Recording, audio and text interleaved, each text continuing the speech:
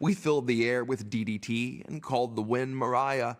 We cheer on every victory in the war against Goliath, and we watched the model Christian Smalls and pose him with Zendaya.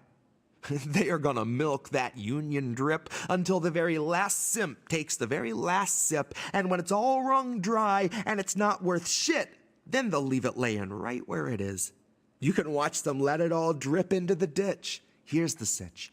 Biden will invoke the witch of January 6 as a quick fix. He'll tell you that she's here to fill your bellies with some twigs and sticks, rocks, berries, and a capital brick. Concurrently, he's finger-wagging all of the Republicans while sucking their proverbial dicks. He'll fluff them up a couple of concessions in the flick of a bick. He just needs lights and a camera and prompter, and someone to monitor the prompter who knows their shit. 'Cause Joe is gonna open the show with a few short words to be chanted by old white folks wearing old white cloaks who will march in a circle around some progressive political star who is purely a place to spit. But it's all good fun, and there's no harm done when the banks yell cut and they're calling it quits. It's all Flint water gone under the bridge, out of sight, out of mind, and dissolved in the mist. Joe will only need a flick of the wrist, and then the throat of your movement is slit. It'll sputter and gurgle and choke for a bit, bleed out in a viral clip.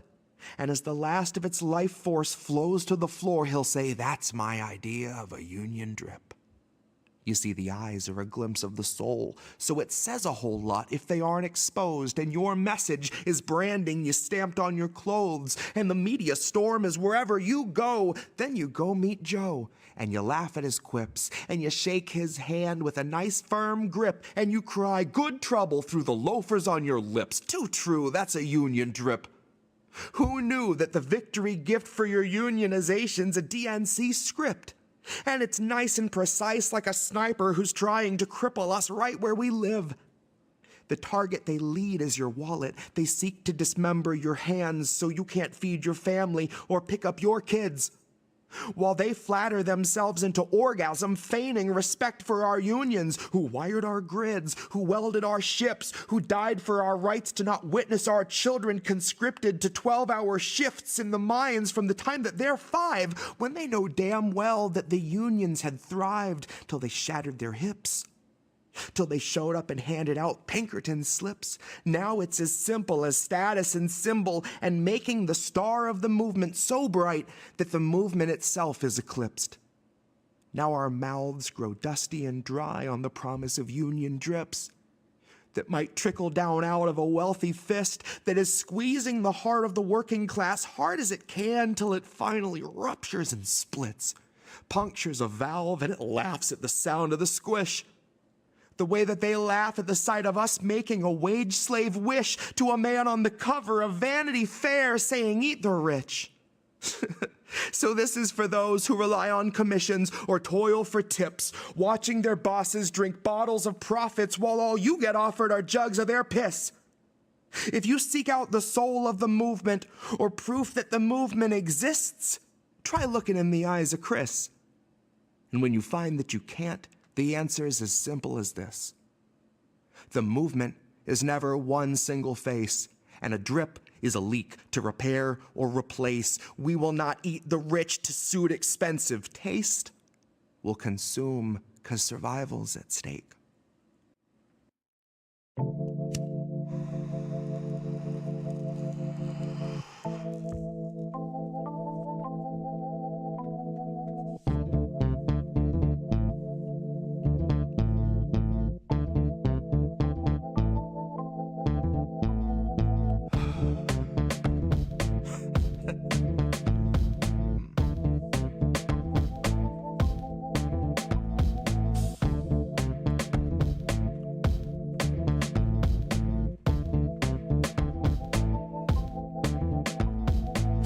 Of the free, and you'll know us by the trail of dead.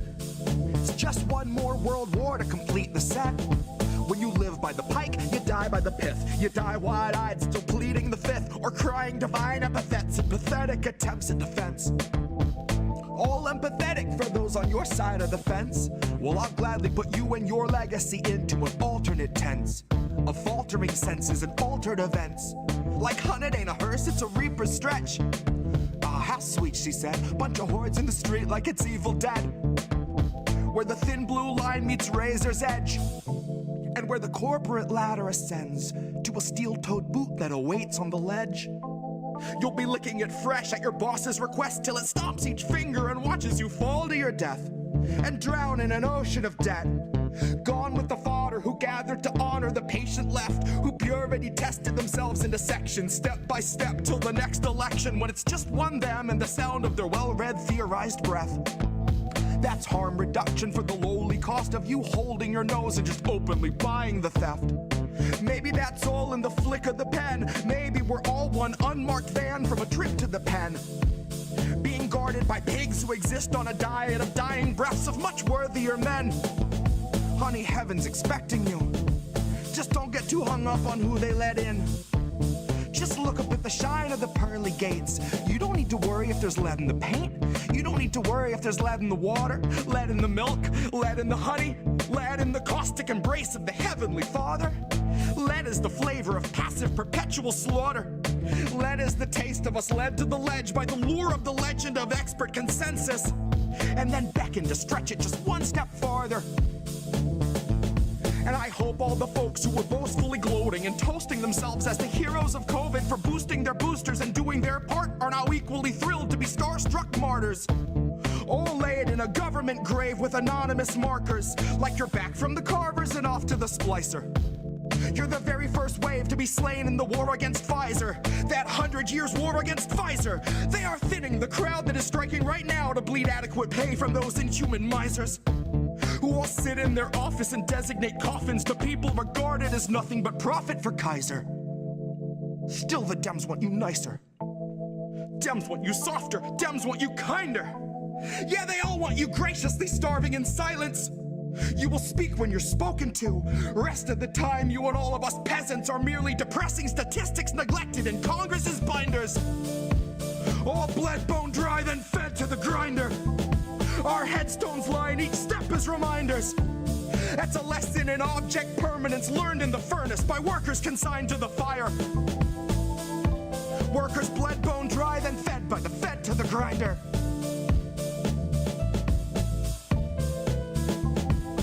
Fed by the fed to the grinder.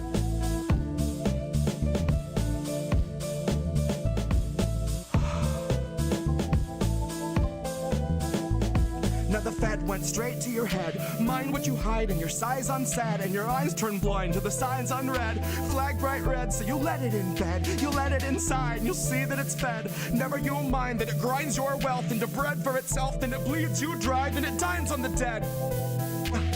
Now the Fed went straight to your head. Mind what you hide and your size unsaid, and your eyes turn blind to the signs unread. Flag bright red, so you let it in bed. You let it inside and you'll see that it's fed. Never you mind that it grinds your wealth into bread for itself, then it bleeds you dry, then it dines on the dead. And the Fed went straight to your head. Mind what you hide and your size unsaid, and your eyes turn blind to the signs unread. Flag bright red, so you let it in bed. You let it inside, you'll see that it's fed. Never you mind that it grinds your wealth into bread for itself, bleeds you dry, then dines on the dead. The Fed went straight to your head. Mind what you hide and your size unsaid, and your eyes turn blind to the signs unread. Flag bright red, so you let it in bed. You let it inside and you'll see that it's fed. Never you mind that it grinds your wealth into bread for itself, then it bleeds you dry, then it dines on the dead. Here's where our leaders would see us all led.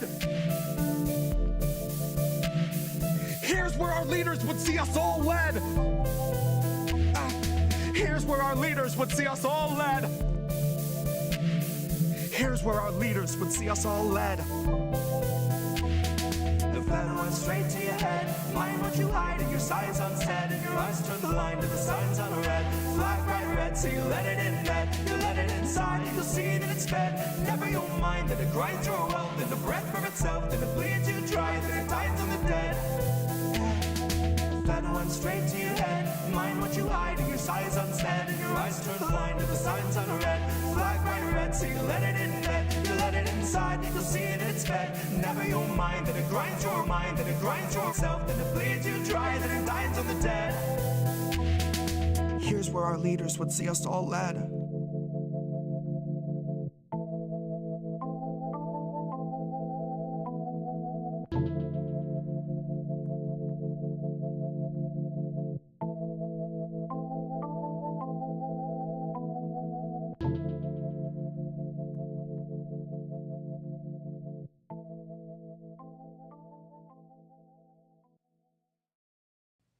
If you thought you saw your freedom, it was truly a mirage. Freedom's locked a cell away from Julian Assange. Our First Amendment rights are by his side behind bars, and the next voices silenced will be ours. Rest assured, democracy is rotting in the dark. Rest assured, we vilified dissenters, pushed out black renters, and tore down their housing just to build a little urban park. God, I tell you, old America really knows how to leave its mark. Blaze a trail, leave 100 scars. Rip your free speech out your throat. Demonize the man who told you it was so, and leave him freezing in a cell in Belmarsh, perpetually awaiting extradition, thrown to the wolves of claustrophobia and malnutrition. And all that we can hope is that we catch Uncle Joe in a fleeting, lucid moment of his flickering, senile fascist mission. That maybe we could trick him into thinking Julian is just a sweet, blonde, middle school Christian. She got mixed up with a few bad apples, slapped with some charges, and thrown into prison. Joe would set him free without a moment's hesitation under one condition: that he can sniff her hair before she goes back to school and he goes back to business. But if Joe's just had his shots, then we haven't got a chance of getting past his black and white vision, getting past his gut reaction to appease all of his donors' sick requests and shape policy and law around corporate mandated decisions. So really, all along, I think Julian was one man standing in a tempest with the fearlessness of true conviction.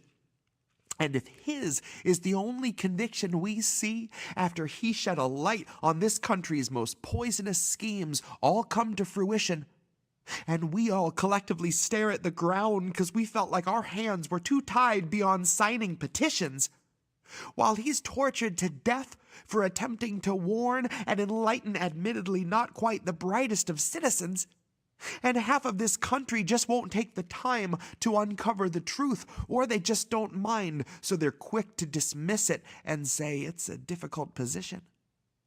Well, then we're back to the comfort of centrist delusion. Right back to sleep for the ignorant sheep who resisted themselves into one protracted contusion, twisting themselves into knots to correct all your stimulus check-based confusion, wrapping their necks around their backs as they justify overflow migrant detention or fracking pollution. Then Kamala laughs, and the camera pans down to her shoes. And that footage is 90% of your 6 o'clock news, except for a feel-good story about a man who, at 95 years young, just made Employee of the Month at Whole Foods. And the $50 gift card means this month he'll afford his prescriptions and meals, and he won't have to choose. This is the machine that a man named Julian Assange threw his body on the gears of, for you. So to cry out for his freedom is the least that we can do. Now best believe the feds will serve to muddy up the truth, but rest assured the temperature in Belmarsh is an icy 22, and Julian is shivering in a solitary room without a view. Rest assured Obama loves a whistleblower just about as much as he loves weddings where he doesn't get to detonate the groom. Rest assured Obama bought the plot where all our First Amendment rights are gonna rot and demanded that they carve his smiling likeness on the tomb. So when you come to pay respects to your free speech rights, and a somber feeling hits you and you look up to the sky, the answer will be staring you right in the eyes to the questions of why and of who. So if you thought you saw your freedom, then they wanted you to. Human rights are mutable, and Julian is proof. Our First Amendment rights are stuck in solitary too. And the next voice silent might be you. Good morning. Sunday morning. No, Indy left. What is happening here? To check out IndependentLeft.news. The Indie News Network. Indie Left News. Oh, hey, Indie Left. IndependentLeft.news. Great work. Indie Left News. IndependentLeft.news. Independent Left News. Shout out to Independent Left News. Shout out. Oh, what's up, Independent Left? Indie Friend Left. show. Thank you, IndependentLeft.news. The INN, Indy, you're wonderful. I think Indie was onto something. Independent News Network, Indie News. Yeah. What's up, Indie, over on Rockfin? Independent News Network, also known as INN. Indie Left News. I don't know if I would have made it through that 3 weeks without Indie, honestly. No, I was just going to ask Indie. A huge thank you and shout out to Indie Left. No, you know what we're doing? We're world building, Indie. Indie Left News. You were doing the INN recruiting. Indie News. Independent Left News. Shout out to Independent Left News. Check out Independent Left News. At Kennedy News. I see Indie's in the chat. Hi, Indie. Okay, great. Bye. Okay, we're doing it. Yay. Hi. Oh, there's 3 of us. Look at that. Hi, everybody. 3. Wait. Oh, people. I messed up on this one on the What'd vertical. you mess up? No, on the vertical side. That's my. That's all right. I'm just gonna stop. Nobody watches the vertical. Nope. Well, it's not streaming, so I was just gonna record it. But all right. So, hi everybody. We're hot. We are hot. So. This is, how do we miss that? This is Reade and Indy, so you see us up there. We've got Tatami with us. Yeah. Hi, Tatami. Say hi. Hi. So, I'll just do like a brief intro, but I've known Tatami for a few years, basically from watching her streams. It started, and we became friendly, and then we started INN, and we reached out to her because she had a pretty cool channel and said, "Why don't you join INN?" She's like, "Yeah, cool." And why don't you tell them a little about you? Basically, I'm just a person who has a lot of opinions about a lot of things that happen around me, and I feel like a lot of my politics are more common sense and people led. But I also feel like it's a conversation I like to have in my diary channel where I just talk with people about modern politics and get a grasp of what other people who are working people like me are thinking. So I really like to give my perspective, but I also love to learn from other people. Beautiful. Good to see you here, and I'm glad to have you here. Tommy's a mommy. Also, I love she does spiritual black girls on Instagram, right? Are you still doing that? Right? Yes, absolutely. So and she makes some pretty cool crafts, I know. Are you still making those cool dolls? Yes. You can support me on ritualready.org and also at Etsy. You can support me at Ritual Ready on Etsy as well. I usually make figurines specifically crafted for African traditional religion and supporting people who are reclaiming that religion and their ancestral ways as they move away from Christianity and other colonizer religions that West Africans experienced. So cool. And so we've got this guy Reade sitting next to us here too. So hey Reade, it's been a busy week for all of us here over at INN. Had a bunch of stuff to engineer. So he had Tara's first stream since she moved to Moscow. So that was an interesting little dance. Basically, I think it was pretty much the same as we've been doing. You know, it's people dialing into Zoom and putting her up on the screen, and kind of the same thing, but still a little different, just the time zone and everything else. Yeah, it was good though. Had Shea Bose on. Yes. Was recently at the UN with Max Blumenthal. That was fun. Right. You know, nice listening to an Irish accent for an hour and a half. You know? Oh my God. I've got some clips from that actually to put up this week for Tara and schedule those out. Yeah, those just got sent over. Shout out to Fanto for the clips for INN News as well as for Tara. But yeah, it was a busy week over at INN. Check out the INN Substack. IndieNewsNetwork.substack.com. Every Friday I've been putting out a list, and I did an order, we did a segment on it a couple weeks ago, but every Friday I've been putting out a list of all the segments and all the live streams and all the appearances that everybody at INN's been doing, because there's so much to catch up with. And I think this week there was about 14 or 15 different videos and streams and things, so much stuff, so much content. I mean, it's great. I love it. We're growing, and we're making a lot of good stuff and making some waves. So check out INN, Indie News Network. And And chat. Hey, inn.network, by the way, also is a URL that works. It might even be easier than indienews.network. So if you remember inn.network, that's another way to get to all the websites, all the channels, all the everything. All right, so let me get into it. So welcome everybody to How Do We Miss That? How Do We Miss That is a show featuring articles written by independent journalists who expose corruption, cover workers' organizing and environmental crises while challenging corporate establishment narratives and talking points. New episodes stream live Sunday nights at 10 p.m. Eastern on our YouTube, Rumble, Twitch, Rockfin, Substack, Facebook, Telegram channels. Yes, we're live on Telegram. And the podcast is usually published within a couple days to Amazon, Apple, Google, Spotify, iHeart, more. I'm Indy. I'm one of the co-hosts. I am the founder and editor of the Indie Media Today Substack, creator of the Indie Media Awards. Hopefully you heard that. All right, co-host of American Tradition with Jett on INN, and producer for Bread and Circuses on INN. Executive producer for The Politics of Survival with Reade on INN, which we just talked about.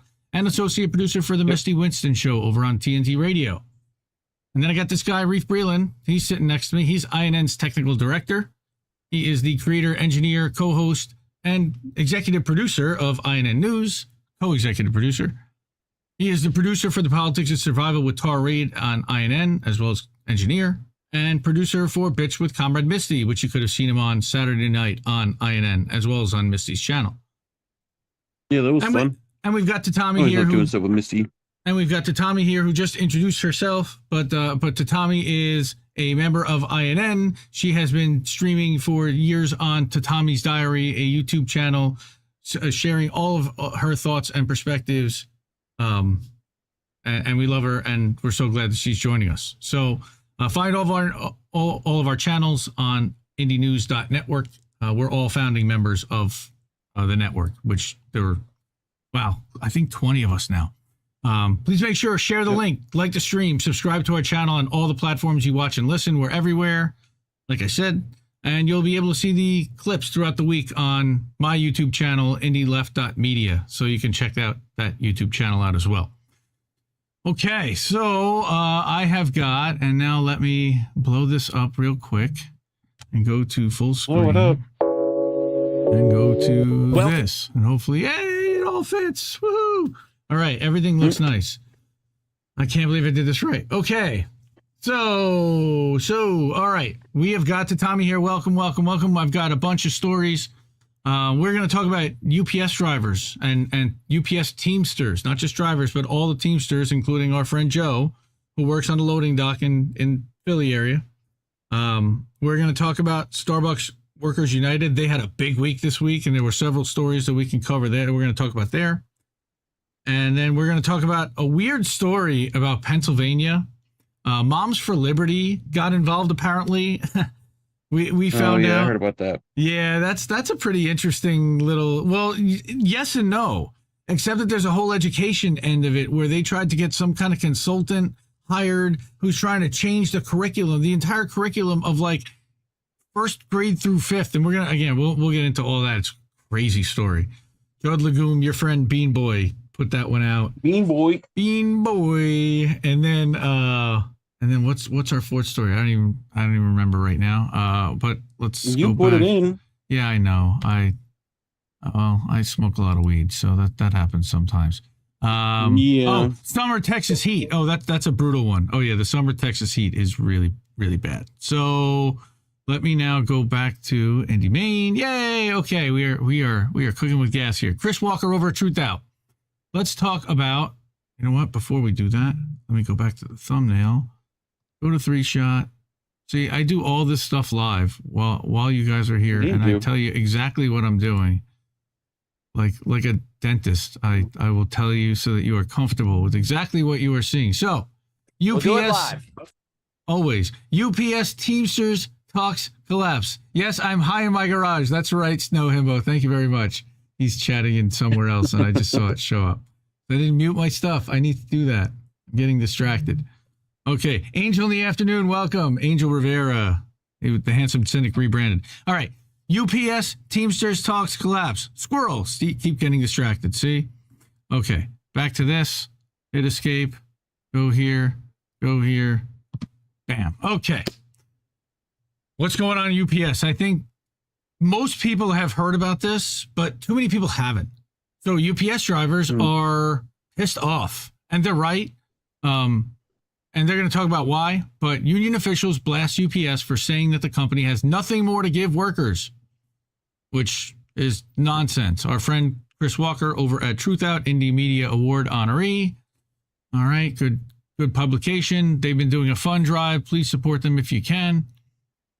All right, but negotiations seem to have stalled between the International Brotherhood of Teamsters, which is representing UPS workers, and the company, as the latest round of discussions ended early on Wednesday morning with no new agreements made. This is rough because the latest development suggests that the Teamsters are one step closer to a strike as UPS workers' contract is set to expire at the end of this month. The union is seeking better pay and working conditions for workers. We've talked about this and covered it. We've covered this a couple times here on How Do We Miss That? But in a press release discussing the latest round of negotiations, right, Teamsters wrote that they unanimously rejected the most recent package offered by UPS company officials, which they should. So as a result, the company walked away from negotiations around 4 a.m. Wednesday, the press release said. Now, that came from the union. Now, UPS claimed that it was the union, not the company, that walked away. Okay, the company also peddled common anti-union talking points, accusing union negotiators of creating unease among employees and customers and saying their actions threatened to disrupt the U.S. economy. Well, maybe you should pay them. God forbid. Maybe you should pay them. What do you think? It would be nice. Right? Teamsters rejected that notion, said the company was disingenuous in stating that it had nothing more to give to workers. Union also pointed out that workers had been overworked and underappreciated, especially during the pandemic when revenues for the company increased by record margins. Oh, yeah, there's that. Just no biggie, right? This multi-billion-dollar corporation has plenty to give American workers. They just don't want to. And that's Sean O'Brien. He's the new Teamsters president. He's pretty inflammatory, or he's got fiery rhetoric, and I love it. He said UPS had a choice to make, and they've clearly chosen to go down the wrong road. And he's right. And I love that he's standing by his workers and he's not caving to management. So you got over 300. Yeah, you've got over 340,000 full and part-time employees who are set to see their contracts expire on July 31st. And if a contract is not agreed upon by that deadline, workers will go on strike, with 97% of union members that voting in favor of such action in June. And we definitely covered that 2 weeks ago. Union officials are seeking higher pay and better working conditions in light of the company's skyrocketing profits throughout the pandemic, like we said, during which workers were not offered pay increases. How the hell did they do that? Although the company agreed to put air conditioning in all the drivers' vehicles by next year, that doesn't mean this summer. UPS workers still say they face grueling conditions on the job, which they do. Okay, they've reported long hours, overwhelming demands from the company. One worker, for example, described working 60-hour weeks regularly, 5 days a week, and called that demand a violation of our lives. Sometimes they even demand a 6th day. If they were in the car business, that's every week pretty much. They get 1 day a week off, and maybe they're scheduled to have 2 days a week off, but they're expected to work at least one of those days, especially if it's the last week of the month. But I get these guys. Look, it's physical. All right. They've also said they were promised double time in certain circumstances, only received regular pay when their checks came. Sick day requests are also not being met. That's messed up. Additionally, they're being overworked on conveyor belts, forced to continue the machine's operation even when larger packages are being handled.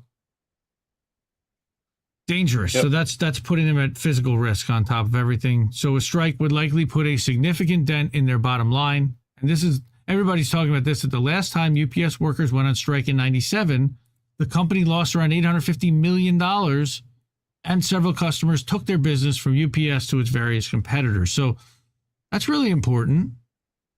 So that's good. I like hearing that the union isn't willing to back down. It's nice that they didn't capitulate. Yeah. So this continues. The next day, we've got Jake Johnson, who's been covering this over at Common Dreams. All right, again, they have a simple choice, the union, new contract or nationwide strike. We really mean it. So what do they really mean? Well, union reiterated that it's fully prepared to call a nationwide strike as the Teamsters National Committee returns to the bargaining table in hopes of reaching a deal. So we heard about this, right?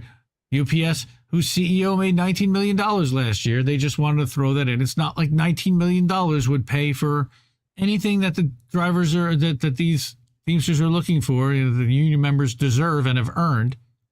But still, it just shows the massive wealth gap between the people at the top and the average employee who is working, I believe, 20 hours a week.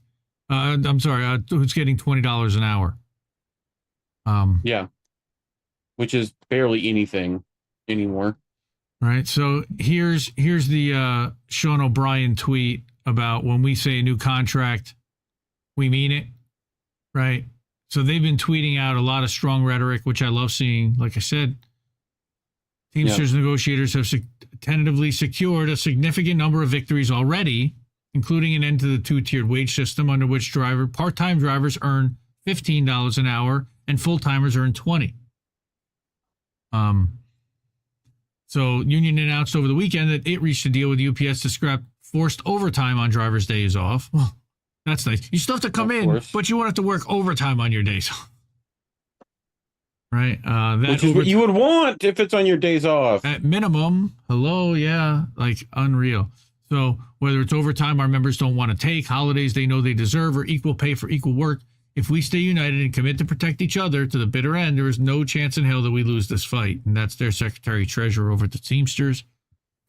All right, so Jamal Bowman showed up, and AOC showed up, and they did a little stunt to try to show that they had solidarity with the... Yeah, at the same time, she endorsed Joseph Biden, who killed the train strike to begin with. Like, nonsense. How can you do the same day? Same day? You couldn't wait a day? And she showed up, Bowman showed up in a Wu-Tang t-shirt, like, so performative, such theater. Hello, fellow kids. Oh my God. Pretty much. Right? It's terrible. The next day, he's a madman. Jake reports on how Teamsters now say the contract talks have collapsed, and we said that after UPS made an unacceptable offer. And we've got a lot of this similar article to Chris in Truth Out, but I wanted to mention that Common Dreams also had this one. And then what's happening over at UPS? Now, Luigi Morris, he's with Left Voice. Big fan of Luigi Morris. He's a good dude. This is an AI image generated of all these packages around Manhattan, like filling up Manhattan Island, Amazon packages. Very cool. Manhattan. But negotiations with UPS collapsed. They're still prioritizing their multi-billion-dollar profits over our lives as part-timers, and he is one. We're tired of the sweatshop working conditions and poverty wages. Get ready, because it looks like on August 1st, we are having a historic strike at Teamsters, right? And he says, what do we want? Minimum $25 part-time starting wages per hour. Catch-up raises for part-timers, longer breaks, and more full-time positions transferring over. Right, so like basic crap, pretty much. I screen capped him also, from $25 is still like not barely much. Scraping cost of living in Mississippi. Yep. Like, let alone the rest of the country. Like, it's like the cost of is $15 an hour, I think, in Mississippi, and that's I think it's more than that. That's for like no other family members, right? And there's also the issue of how important their work is. Yes, so they're essential. They're being kind of undermined for how much, we all rely on them, as well as, UPS relies really hard on USPS workers as well. Mm-hmm. And so these people are working really hard labor jobs and kind of being gaslit about the importance of their work, how much wealth it generates. And, I think it's wise of them to keep on with their protest here, because you know, it only makes sense. They only have something to gain here, because they're right. You know, there was so much wealth generated, especially during the pandemic, but now even afterwards, now people are even more reliant on ordering things than they were before. Oh, hell yeah. And so what's cool is these guys have been laying the groundwork at the union. So what do they do? So first of all, California Amazon drivers have picketed 7 warehouses. So I wanted to mention that because Teamsters are organizing picketers and strikers across different organizations, and they're regularly leading strikes. They're not just talking about coming to the table and negotiating these things away and giving it to management at the last minute. They're actually standing up for the workers, at least to a point. So drivers extended their picket line to a Norwood, Massachusetts warehouse today. And actually, Starbucks Workers United workers were even there from Boston to support them. But I wanted to mention this one. Teamsters will withhold our labor if we have to. Again, this came right from the Teamsters Twitter account. With 23 days to go before a new deal must be struck, UPS needs very few reminders of what's at stake here. Supply chain solutions, the movement of commerce throughout this country. Then they have this video from 1997 about what happened and how much business they lost and how they literally got knocked off the #1 spot for years. And that real damage being done to the opinion that UPS is capable of being a responsible, trusted employer. If a TA on a new contract is not reached by July 31st, UPS will force 340,000 Teamsters nationwide to withhold our labor for higher wages and better working conditions. These are benefits and compensation that we have earned and are rightfully due. UPS is on the cusp of putting itself on strike. I love that language because this is what they're doing. Let's hope the world's largest and most successful delivery logistics company is smarter than that. Sean O'Brien is amazing at rhetoric. He really is. So what do you need in order to be able to go on strike? First thing is you need a strike fund. You need solidarity. So you need a strike fund. They got a massive strike fund. So they are prepared to put their workers on strike. You also need organization, and you need the ability, you need people to know what's going on and what to do. So UPS Teamsters will win against corporate America. Again, more rhetoric from the Teamsters. For too long, UPS companies like UPS taking in profits. Corporate America will not be allowed to degrade standards for working people. All right, one union. Again, they've got a nice little thread there that ends in hashtag hot union summer, not hot labor summer, but hot union summer. I think that might be a dig. I love this one. I found this meme, UPS telling everyone how mean the Teamsters are, wiping their tears with $100 bills. I love the whole hot labor summer branding that makes a ton of the money somehow with merch and all that fun stuff. Hot union summer doesn't make them anything. It's just something to literally like, hey, search hot union summer and you'll be able to see that. But here's what the other thing the Teamsters are doing. They're having practice strikes, practice picketing for their members. So what are they going to say? What are they going to do? How are they going to behave when they get out on the picket line? That's part of organizing strikes, is organizing. What are you going to do when you strike? Not just how are you going to take care of your members, but what are you going to do when you get out on the picket line? How are you going to affect change? How are you going to get people's attention that come by? And how are you going to get management to pay attention? Doing wind sprints. Right? From Florida, get a real practice in. This was July 7th. From Florida to Alaska, UPS Teamster practice pickets are everywhere. Preparations for the largest single employer strike in U.S. history are ratcheting up at all UPS facilities. And you've got drivers, handlers, ramp managers. That's a lot of sea of brown, okay? That is a sea of brown uniforms, a lot of shorts and a lot of bare legs. All right. So, why? Now, I like this too, that the union is putting out messaging, their own PR. This was our biggest argument and contention with our friend Chris Smalls. And I know that that Reef was going to talk a little bit about what Chris Smalls is up to this week. Oh, man. Just working with Reverend Al Sharpton. Reverend Al, come on, man. No, Reverend Al. No, you can't. So disappointing. All right, but look at exactly why. By the numbers, why is it time to pay up for UPS? Because they spent $8.6 billion on stock buybacks alone.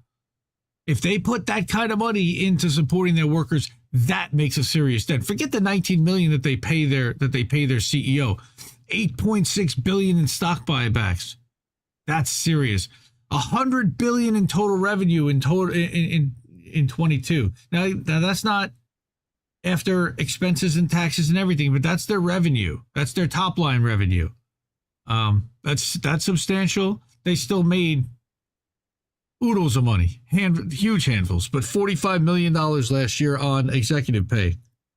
And these guys are deciding that $25 an hour is not enough for their workers and for their part-timers. And I think that's disgraceful. So here is a practice picket in Landover. I believe that's in Maryland. Again, July 7th. It is indeed a picket. Well, it's a practice picket. They're doing this on their own time. They can't do this while they're working. They're like getting off of work and getting on the picket line. Because they're to show how freaking serious they are. And I love that. Again, much solidarity. Correct me if I'm wrong. Couldn't you just do a real picket and not a practice picket? You can just go do a picket. Well, you know? They have to give corporate until that date to come to the table and, have a tentative agreement. When you set a deadline, you got to hold to that deadline. Now we all know this guy, Joe. Yep. Joe, INN member Joe, shut the fuck up, shit lib 3, makes our killer hilarious videos, makes fun of AOC and Anna Kasparian and Jimmy Dore, and makes beautiful videos in tribute to Julian Assange and everything else. Well, Joe is actually a UPS-Teamster who works on a loading dock down in the Philly area. So today he told us, he messaged me on the 7th that UPS just laid off 11 people on my shift. I believe that was Friday morning, yes. People have absolutely had it. Philadelphia Air Hub is pissed and we're ready to strike. So July 13th, they are holding all day. And those air hubs are like fucking torture chambers too. Woo, hot as shit. Like, yeah, and the trucks are even hotter. Like ovens. Literally. Like Easy Bake got nothing on them trucks, man. Like it was 93 yesterday. Like, could you imagine Florida? Not in the trucks with the sun beating down on those metal boxes all damn day. Yep. A brown box. Like that absorbs heat. The most heat absorbent thing there is. Must be terrible. Hey, so check this out. I decided instead of having the slide, let's just go to the website, independentleft.shop. Sure. We got some t-shirts here. All right. We got the Bong Father. Merch, people. You can pull the Bong Father back out of the scrap heap. How do we miss that shirts with Indie Left News on the back? Check that out. My kids got one of those in white. $25. Nice. There you go. All right. We even got Independent Left Media with the Bong Father on it in red. Check that out. So, all right. We've got about 30 people here. We got Unionize Amazon, Kentucky. That is our friend Matt Luttrell. How are you doing, Matt? Good to see you, sir. Yeah, I'm sure you have quite a bit to say about unionizing and Teamsters and ALU and Chris Smalls. I know that. We got some supers. We got some supers, huh? Nice. Why am I not seeing them? What are they over on my channel or are they INN? Oh, there's one. Nice. Dr. Nick. SS got love too. Okay. Only fair INN. Oh, Sabby got love. Nice. Thank you. Thank you to Sab. Thank you for that. Why is that not? That's weird. I don't know why it's not above. Just put it above. Yeah, it was, but drag it up. It was at the top, but okay. Anyway, so that's Dr. Nick. Thank you, sir, for the super chat. Spoopy! More love for INN. Growing heart. Yes, love you too. We got Cookies, and we've got Screw Google, and we've got Gamer, and we got so many people in chat. Wow, this is awesome. So what Matt said, and where is what Matt had to say? Unionize. I lost it. You're good, Indy. Thanks for asking. Thank you. Good shit. Judge Joe Brown was on Savvy today. Apparently that went well. Oh, here. This is which is just weird. It's weird that's who's going on Savvy Sabs now. Right? Like that's I hope she goes for the full. You got to go Judge Judy next. No, no, thank you, Judge Judy the Trumper, and not that there's anything wrong with that. Well, but Judge Judy is a total asshole. Sorry, not a Judge Judy fan. You heard it here first. Yep, Judge Judy's an asshole. I'll be the first one to say it, but yeah, Matt was saying that the biggest mistake was when the organizing committee chose to join the ALU instead of joining the local Teamsters. Yep, I appreciate you saying that. We interviewed Matt last August while he was trying to organize the Amazon Kentucky facility, and he got let go while he was doing that. Okay, yep. I swear you need to check something out. Dr. Nick is saying you need to check something out. Reef. Oh, Judge Joe Brown on Sabby's probably. I'm guessing that's what he's talking about. Good stuff. Good stuff, Matt. Good to see you, man. Hopefully you're working somewhere else and doing some other stuff now and organizing there too, because I know that you're passionate about organizing workplaces, and we certainly support our friends that want to do that. All right, so our next story. Let's get into that. Let me go back here. See, the markers are now like the store. It's another one. Yeah, we're going to go for another one. And this was out of our friends over at Truth Out. And that is, like we said, the Indie Media Award honoree. So hold on. I'm losing it. All right. So here, slideshow. Yay. Okay. That's the other side, the split screen. Good. We're good there. Now let's go back here. So that's our Truth Out. But here is what's going on at Starbucks, and I'm really excited to talk about what's happening at Starbucks this week. Dave Bird over on the Rockfin, thank you so much for the $2 tip over on the Rockfin. Yeah, that's nice. That's really appreciate that, sir. Always appreciated. Always appreciated. Workers strike back. Social alternative people seem to be up in the Kentucky facility. That's interesting to hear as well. That's getting back to the last story, but big week over at Starbucks and for Starbucks Workers United. So what am I talking about there? Well, they've had several stories talking about and several movements. So let's talk about, we know that Starbucks Workers United has been fighting with corporate to get to a first contract, first of all. We know that Starbucks Workers United has been doing a really good job of organizing stores around the country. And there are over 300 now that have filed union papers with the NLRB.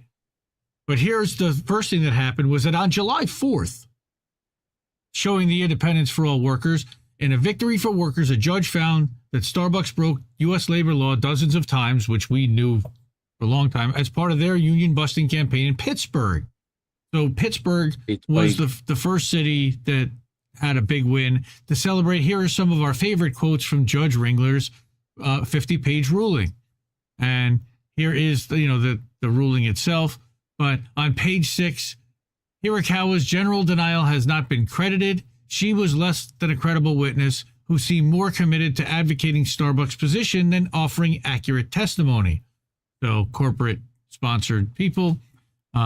Testimony when discussing the illegal terminations of 2 Starbucks union leaders, Tambellini and Manfrey, who were fired for time and attendance issues. Judge Ringler notes that many other workers were late far more times than either of these two. So it was intentional and it was targeted. And Starbucks had disparate treatment for disciplining workers for lateness. There was no explanation why Hampton, who was late a whopping 170 times, received this treatment. All right, he only received a documented coaching versus them who got fired because they were organizing, but he was playing ball and he was not organizing and not going for the union. So they were rewarding the people that were not pro-union. AKA scabs. Yep. And all of these will be in the chat. So it was written about by John Quayle, who is one of the, I think he's a managing editor over at Common Dreams. Like, he doesn't normally write articles, but once in a while he steps out from behind the desk and behind the editor's desk to write something. So he says that in what union members have called a huge victory for workers, and I always question exactly how big a victory that is when union members, but when union leaders say it, I question it, but when union members say it's a huge victory, that's good. An administrative judge with the NLRB has ruled that Starbucks violated federal labor law by terminating organized workers in several Pittsburgh locations, accusing the company of orchestrating a purge of employees leading the unionization effort. We've covered several different stories, and we're going to talk about Ithaca, and something big happened in Ithaca this week also. And that's the story I can't even figure out how to get my head around, but it's going to be really interesting to see how it plays out.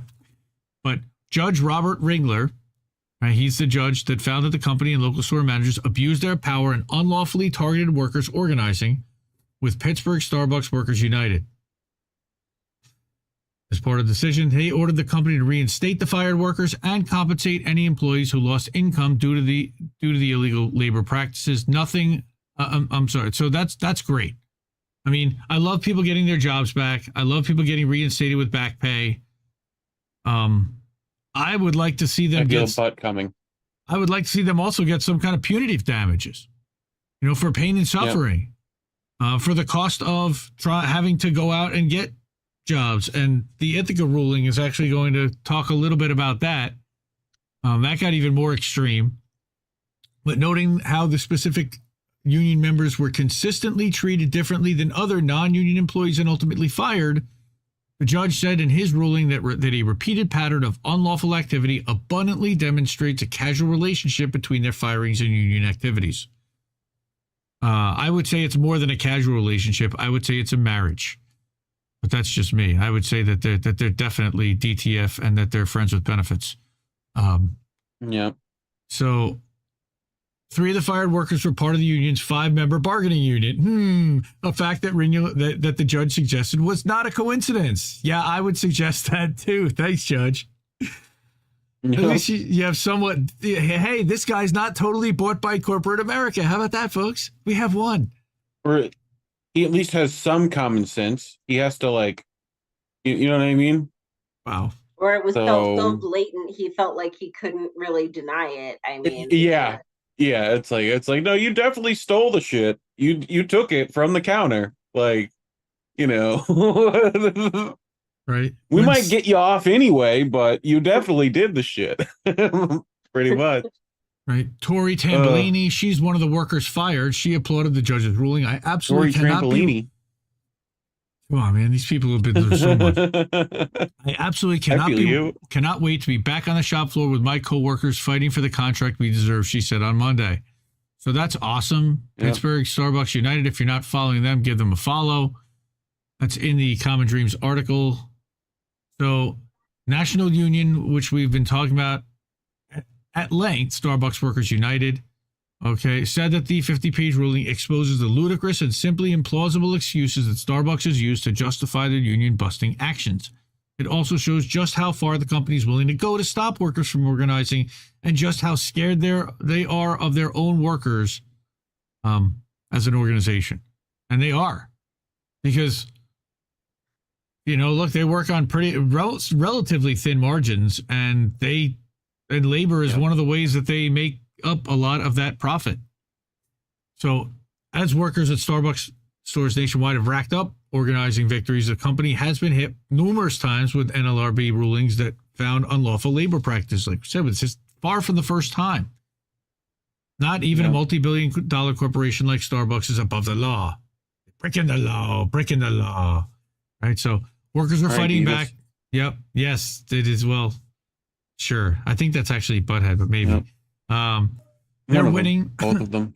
This ruling is just one step in our campaign to hold Starbucks accountable. And I love that. Time is ticking. Starbucks, and the longer time is ticking to Starbucks, he's talking directly to them. I love how he addresses it. The longer you continue your anti-union crusade, the more the public will learn about your truly heinous actions against workers. It's not too late to stop this now. Do the right thing and come to the bargaining table in good faith.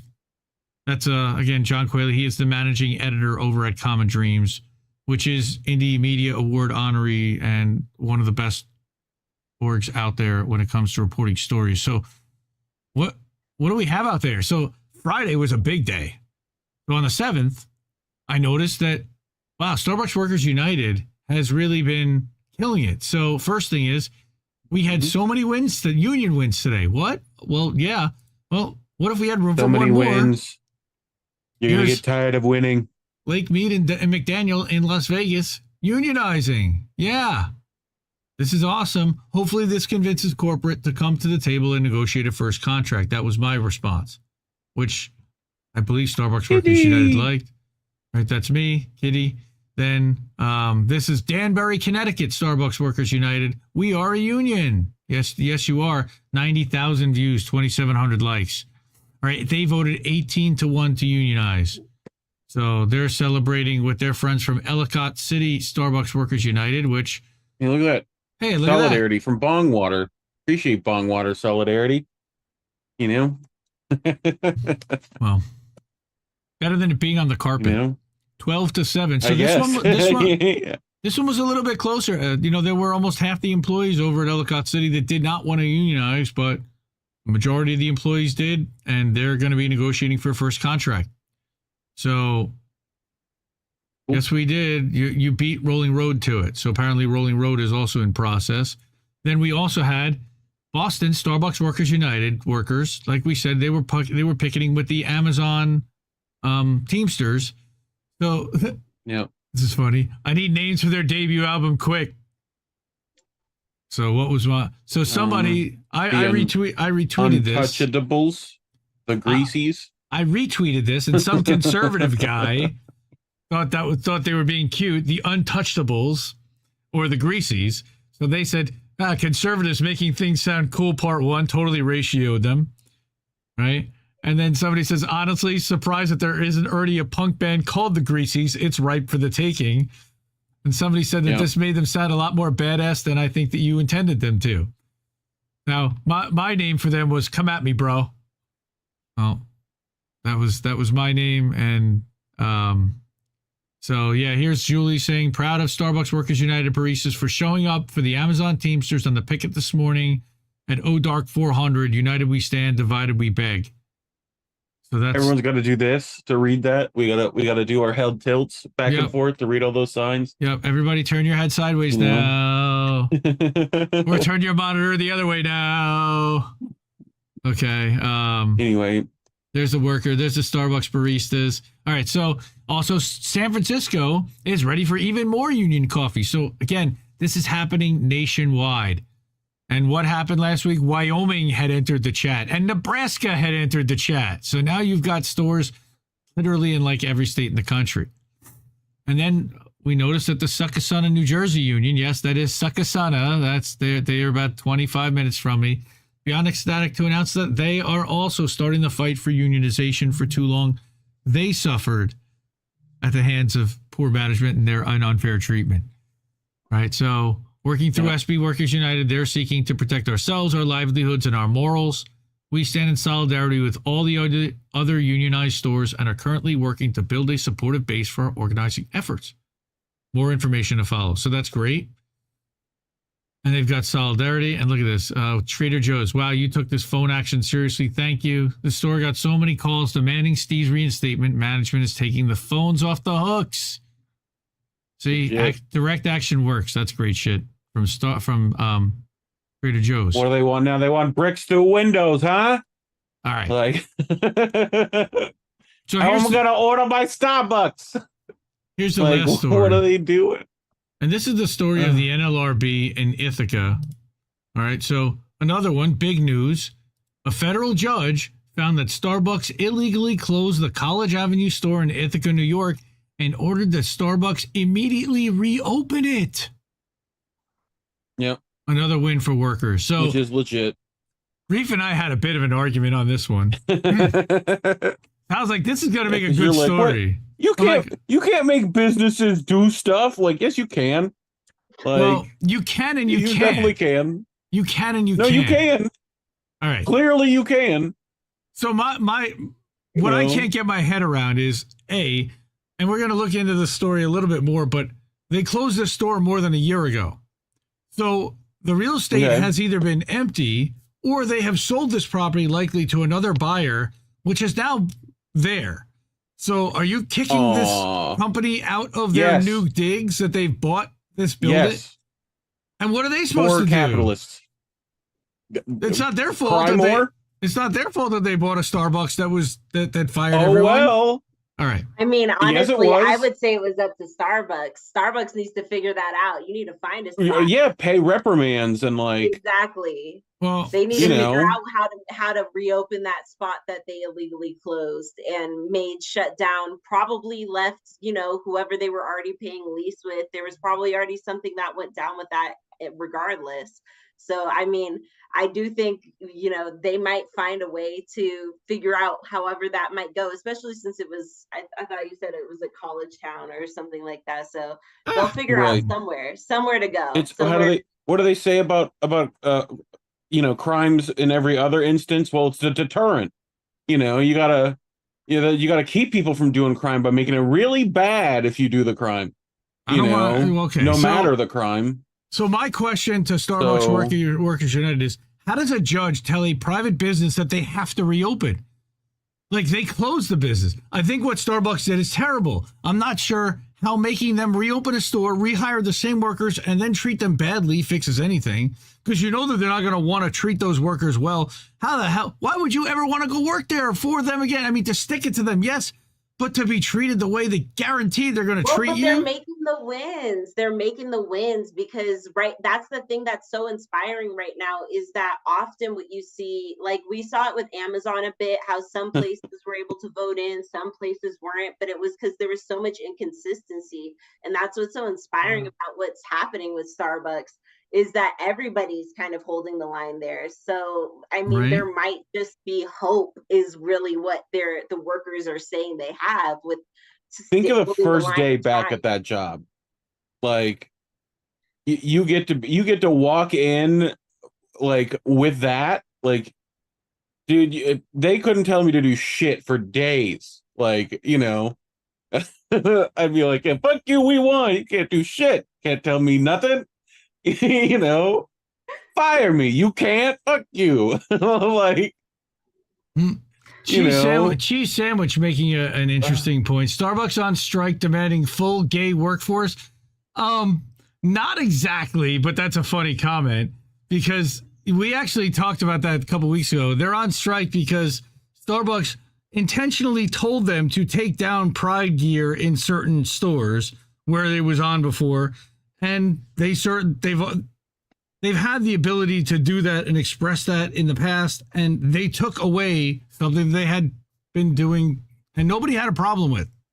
But I get it, and I get why people don't necessarily like that, and that's I'm fine with it, really. Like, doesn't bother me one bit. You want to wear all the rainbow stuff. My kid, I got a daughter. She loves rainbows. So you want to wear rainbows everywhere.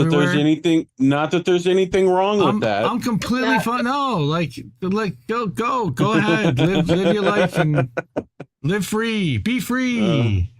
Oh man, so it's okay, Costanza. It's gonna be all right. Not that there's anything wrong with that. I was in the pool. Not that there's anything wrong. I was in the pool. So, but I still want to know how do they tell a judge to reopen? So this guy Colin says that because the First Amendment ties into labor rights, which I thought was interesting. If you didn't know, read up on Abraham Lincoln, for example, the relationship between labor and capital. Our labor law needs to be updated. The NLRA was written in 1935, and he's saying pass the PRO Act also here, and he's, I believe, a union organizer also. So he would be a good person. I said, my question is, what's the penalty for non-compliance with the entire ruling at that point? Fines? I think they should have been forced to pay each of the six at least $1 million, maybe even $2 million. I think this might cost them more, depending on how things work out. Like, let's say that other company now decides to sue because you had terrible labor practice. That's now more money. Like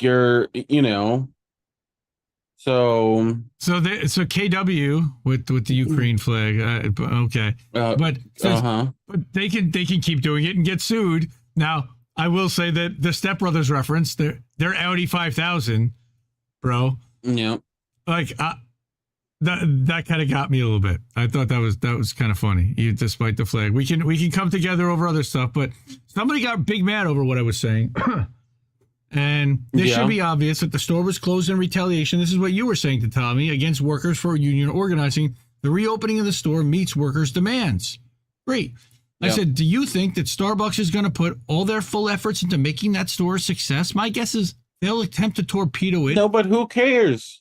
Well, the people who work. They could end up having to pay people out. I mean, also we have to keep in mind that sometimes why people will fight for this particular job, even though it seems to make more sense to move on, is they might have been promised certain benefits. It might be what's really closest to them. It might be one of the better options. So getting it like rug pulled from them really meant something. So there's potential there, I think, even though like in the face of it, it just seems like it's just, rife for more abuse. There could be a reason why these workers are trying to even put themselves back into that position. Yeah, that's fair. Well, it's also they may feel like and the union may feel it sets a precedent anyway. That, if you're going to do this, that we will use this legal bludgeon, and like you might have to reopen a store you fired, or worse. Well, here's my point. Please name all the private businesses that the federal government has ordered a company to reopen an office and rehire the people, treating them well after a bitter fight. And I don't think just because it hasn't happened doesn't mean it shouldn't. And there probably is instances. If I wasn't too lazy to go look it up. And also, there is the just sticking it to them portion. Like, this can't be lucrative for them, even if like they do open it up and then try to hurt the workers and kneecap the workers. That's just wasting their own money and their own time too. Wouldn't they want this business to also have money or make money at some point in the future, it being reopened? I don't know. I feel like it would legal costs. At the very least, it would waste their own money and time if they do that route. All right, so this is the actual judgment that they had, and I wanted to get down to the decision because this is where it says what the remedies were, and this is people's testimonies, and then at the very end, it gives the decision. All right, so here's the order. Starbucks, it's all officers, agents, and representatives shall cease and desist from discharging or otherwise discriminating against employees for engaging in union or other protected concerted activity. Can't believe that even needs to be said, but it does. Refusing to engage in decisional bargaining over store closures that can reasonably be expected to chill union activity at the other Starbucks facilities.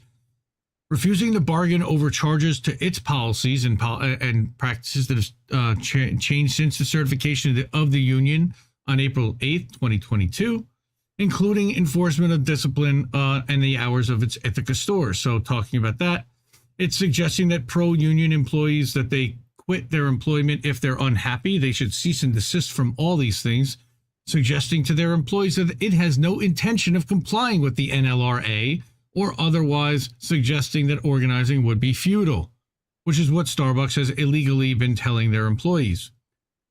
More strictly and consistently enforcing its rules and policies after learning of union activity, which is something that they also tend to do, is clamp down on the store and send more managers there to scrutinize employees, denying leave requests due to union activity, telling employees that it was closing permanently a store when no such decision had been made. Well, that's going to cause them to start looking for work unnecessarily, wouldn't it? Yes. So in any manner, they also need to cease and desist in any manner interfering with, restraining, or coercing employees in the exercise of the rights guaranteed to them by Section 7 of the NLRA. That's all great. Yes, this is all a cease and desist? Right. So no, here's what they shall take the respondent shall take the following affirmative action necessary to effectuate the policies of the Act. So here's what they have to do. Within 14 days of the board's order, the 6 employees, Benjamin South, Kaylee Gillett, Kiki Condon, Johnny Carpenter McLean, David Rasenko, and Beck McLean, full instatement to their former jobs, or if those jobs no longer exist, to substantially equivalent positions without prejudice to their seniority or other rights or privileges previously enjoyed. So they get time served back. Right? The respondent shall also make them whole for any loss of earnings and other benefits and for any other direct and foreseeable pecuniary harm suffered as a result of their unlawful discharges as provided in the remedy of the discussion. That's what I'm talking about, getting them made whole for any, compensate them for search for work and interim employment expenses. So this is all really good stuff. Right? So they also need to compensate employees for adverse tax consequences, if any, for receiving a lump sum back pay award. So not only do they have to pay them the amount, they also have to cover the amount of tax implication difference on what their normal tax bill would be. Right? Okay. Right. Within 2 weeks from the board's order, remove from its files any reference to the unlawful discharges and disciplines of those 6. Within 3 days thereafter, notify each of them. Oh, God. Well, notify each of them individually in writing that this had been done.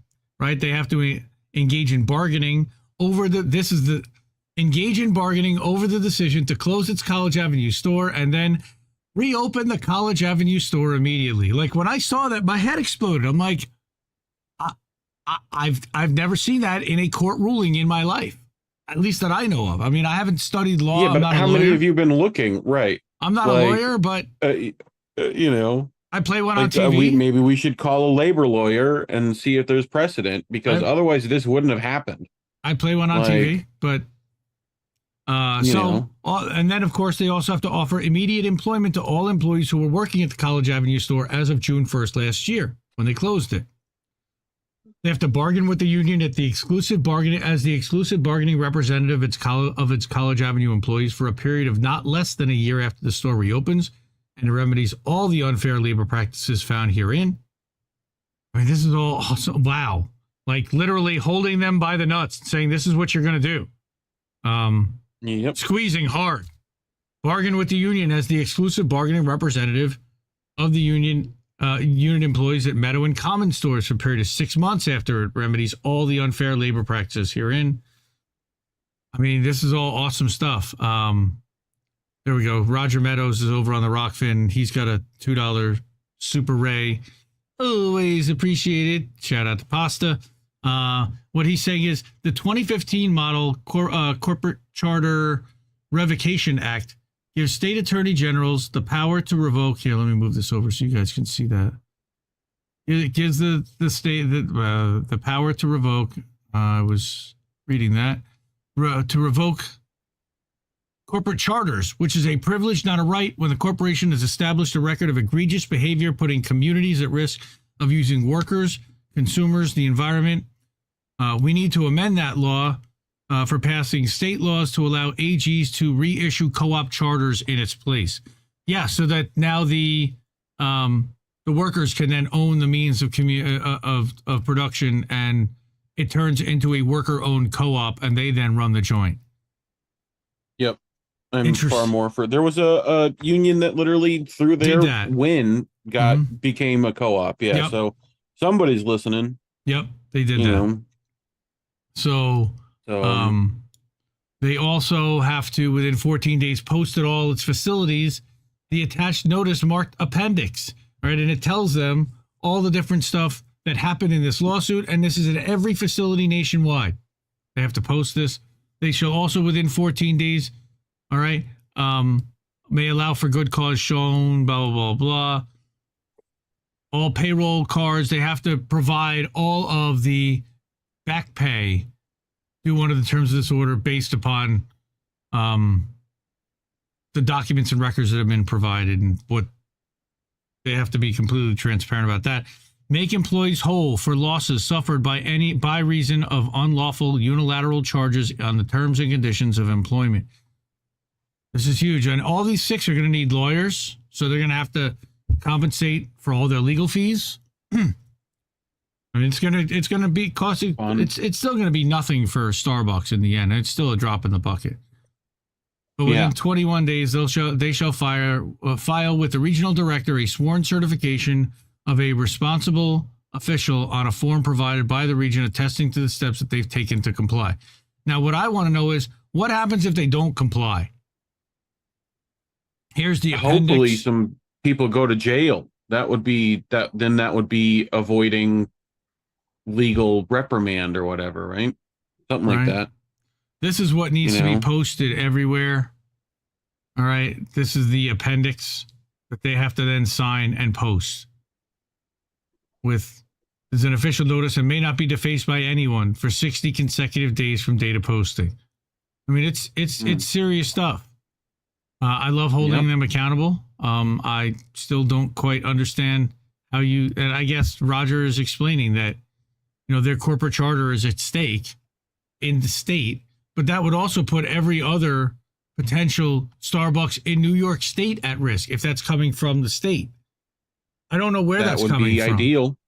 Now this is coming from the National Labor Relations Board. That's not coming from the state. I believe that. Well, the judge in Ithaca, this is an NLRB judge. So I'm not really sure how that works. I'll be honest. So there's probably precedent of it happening before. I'm sure. This is our link tree, indieleft.media. You can use to get there, or linktr.ee/indleft. And that's got links to our Substack and Twitter and YouTube and how do we miss that show and tech tips and the shop, everything all in one easy, convenient place. And you can donate on Patreon, Cash App. You can hook us up a little bit if you got a couple of bucks. You can drop us a super chat over on YouTube. You can do what Roger Meadows just did over on Rockfin, and he just dropped us a $2 tip. Why strike when you can own that bitch? While we're at it, a government agency that operates in the same way that the Small Business Administration does, except it's for helping cooperatives start up or transition from corporate model to co-op model. So if they decide that they're going to shut down a location, you can walk over to that agency and say, we need help converting to a co-op. That would be great. If the government weren't bought by corporations that are completely against co-ops and don't want to see that happen. But you might as well try. Right? No, I think that's a noble and a really good idea to do. Roger Meadows always bringing it. Appreciate you, Roger. All right. So, we got like 40 people watching. Love that. Yeah, send Indy the stuff I'm way too smart for. He understands it. My eyes glaze over, Roger. I just don't have the time to read all that stuff. What is what is it? I don't brain hurt. Gamer says that Starbucks is overpriced, and I agree. I'm a Dunkin' guy personally. Dr. Nick says that Starbucks closed all their stores. I'd be okay with that. Starbucks. I think a lot of people would be. Right. So do a barrel roll. Well, maybe. I don't buy. I don't get Starbucks. I'm a Dunkin' guy, and I make Dunkin' coffee at home. I don't usually go to the store and pay by the cup. How stereotypical. The Jersey guy goes to Dunkin'. No, fucking Dunkin'. Really? Fucking Dunkin', huh? Anthony Malecki, welcome, brother, INN member or INN subscriber over on the YouTube. We actually do have a subscription to that channel if you want to subscribe. I think it's $2.99 a month. Spooky is also a member. Anthony saying he's LGBT. Spooky. Yep, we definitely are in support of our LGBT fams. Union organizers don't hate their jobs. Hate isn't a motivation. We do this out of love for our fellow workers. Yes, agreed. And they're also employees. Mona taking a brain break from schoolwork. Love you, Mona the Queen. Mona Carmona, welcome to the stream. Himbo is a Tim's guy, bro. You get your Canadian nonsense. Unless you're bringing me Timbits, you can relax. We got Cynics in the house. We got Steve Wolfred. We got Spoopy. We got all the families here. I love this. This is so much fun. This is why we do this, folks. Because look at that. Eric T. Red. That is Savvy's producer and super fan, and also a Patreon subscriber to Andy Left. So we love Eric T. Red. Good dude. Appreciate that. No, don't know this, but I'm a Tim's guy. Snow himbo. Like Tim Hortons making Canadian nonsense. Yeah, but no, he's come on. Tim Hortons, he's Canadian. He's born with maple syrup. In the frozen waste of Hoff. He's not born. They're not covered in placenta. They're covered in maple syrup, and that's how it works up there. That's please don't picture that. That's people gross. at home. Don't do that. That's really disgusting. Dunkin' in the Keurig. Yeah, I was doing that for a little while. The cups are really really bad, like for the environment. And I know you can fill the cups and do that whole thing. That's also possible. Get an espresso machine, make it yourself. It's not hard. Get a grinder and a tamper. You're good to go. Dave and Roger having a good conversation over on Rockfin. Rockfin.com/IND Left News. You can watch this whole thing ad-free. No pop-up ads like there are over on YouTube if you're not a premium member over on YouTube. So you can watch this and all of our content totally for free over on rockfin.com/IND Left News. There is a premium membership to the whole platform. It's $15 a month or $14.99. Some shows do go premium or premium only. I know all of RBN streams, for example, if you want to watch them commercial free, you got to subscribe. But ad-free stuff is really valuable. I think that's one of the best parts of the platform. That plus there's a lot less clutter and a lot less noise over there. And all of our favorites, everyone who you know, love, and watch are already over there. So rockfin.com/IND Left News. Check that out. Look at that fisheye lens on the bong cam. Woo! I know, speaking of coffee, I think Oz from More Media sells some of that. They do. You guys should go ask him about that. They do sell some kind of, dolphin-free, locally roasted. Dolphin-free. So hopefully the tuna is the tuna and the coffee are dolphin-free both. Yeah. So don't be rude. I just felt like hitting a sound effect. All right. Let's go. We're at the 3-shot now, and now let's go to our thumbnail for the next segment, which is 2 more Truth Out articles to this week. Truth Out's been doing really well, killing it lately. Let me slideshow. Truth Out, and I love. Shout out to Big Bad Crab on this one. Texas boils prisoners. Holy shit! I read that. I literally did a spit take when I read that title, because I wasn't quite going there and thinking it that way, but that's certainly a way to describe it for sure. All right, so let me go back here and let's get to our article. And what the hell are we talking about? Hold on. There were 2 articles in Truth Out this week, like I said. First one was talking about prisons. That in the brutal summer heat. Now, last week or 2 weeks ago, we talked about Texas prisons, Texas heat. Yeah, well, you talked about hospitals and schools having this problem now. Well, that was in California, where they have to make like a heat plan. But yeah, this reminds me of in Louisiana, in New Orleans, during a big storm. Everyone remembers that, Katrina. Sure, that's where George Bush didn't care about black people. Angola, which is people around there definitely know Angola. It's the biggest state prison out there. It used to be a plantation, literally. They literally have them out there picking cotton. They left an entire wing of the prison there during Katrina while it flooded. They left people in there. Yep. They just locked the door and ignored them. Yeah. So terrible. That might help. We have like an issue with feeling like certain people deserve, like beyond like just the punishment, like deserve to suffer, deserve to not get help. Because when you say that, I also remember there was a whole wing of hospitals. There were several wings of certain types of like disabled people, obese people who had certain mental health issues were left, right?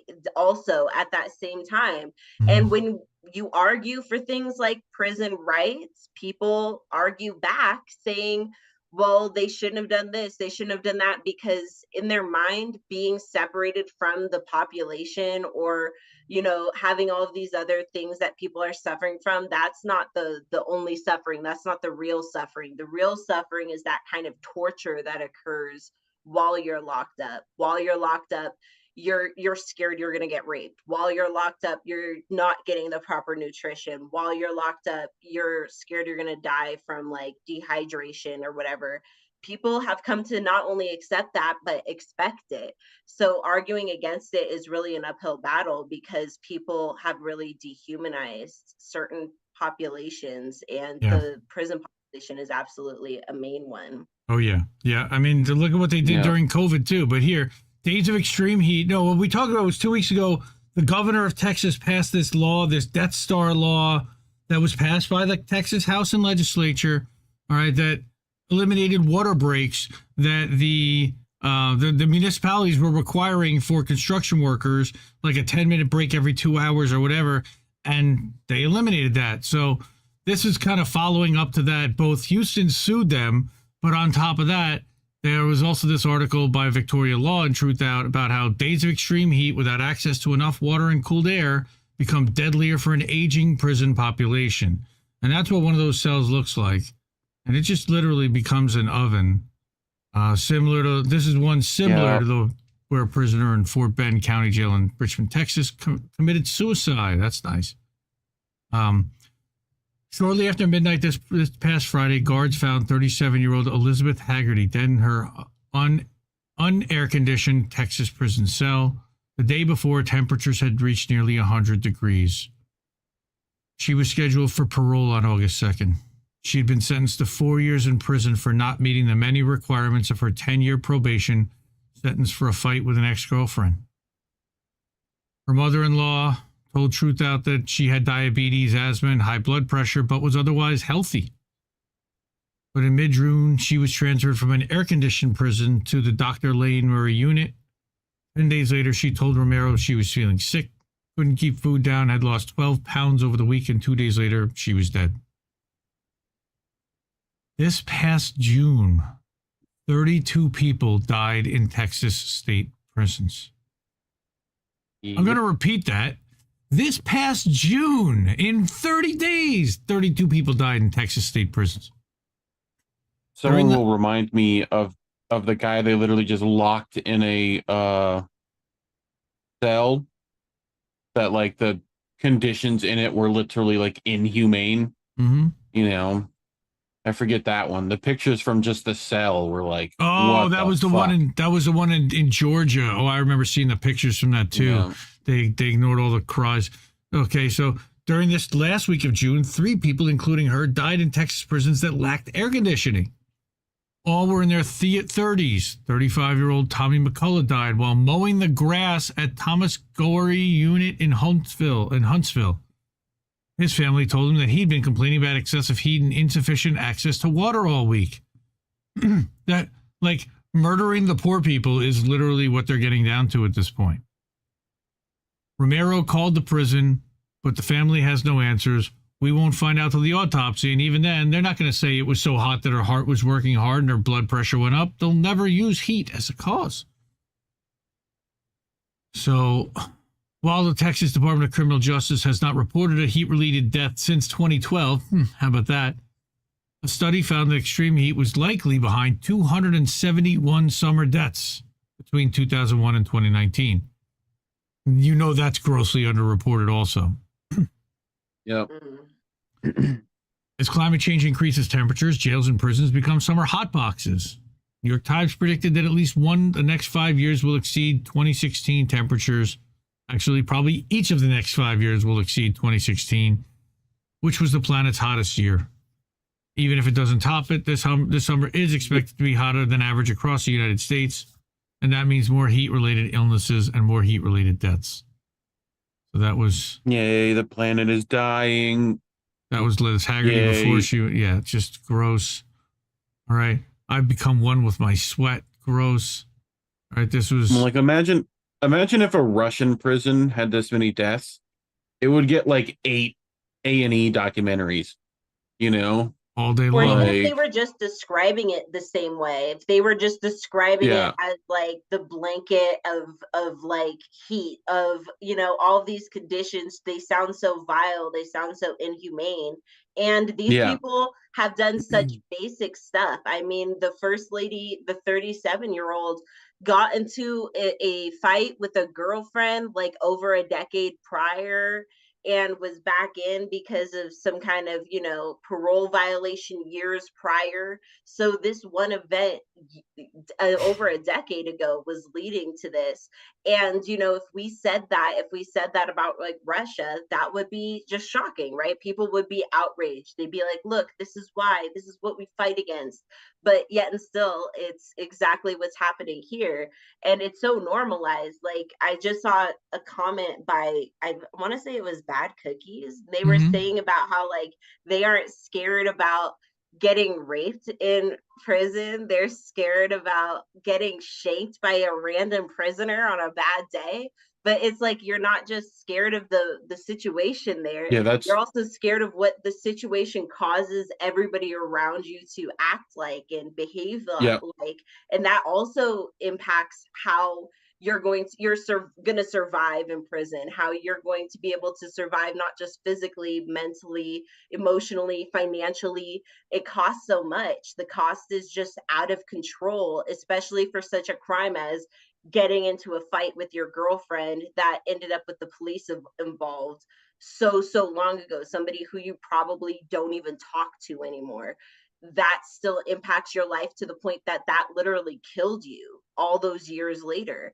It's just, you know, it just speaks so much to it. And I totally agree that if somebody described the same situation, but for Russia, people would have a lot more shit to talk about. Well, and like, you can name any of these. We've known how to fix this for decades. Like, we've known how to fix this. The wardens know how to fix this because they've gotten free trips to Scandinavia where, you know, prisoners get a full house to live in and, you know, where they can take care of their children, like, and get educated and fixed and, you know, brought back into society. Like, they have a system for bringing people back into society. Gregory Not Walker, just like throw them back in and go good luck when the system outside is almost more fucked than inside in some cases. So, well, and it is, you know, people get mad when they think about that, when they like, I forget which country it is where the prisoners actually have clean cells and beds to sleep in and like toilets, like basic necessities.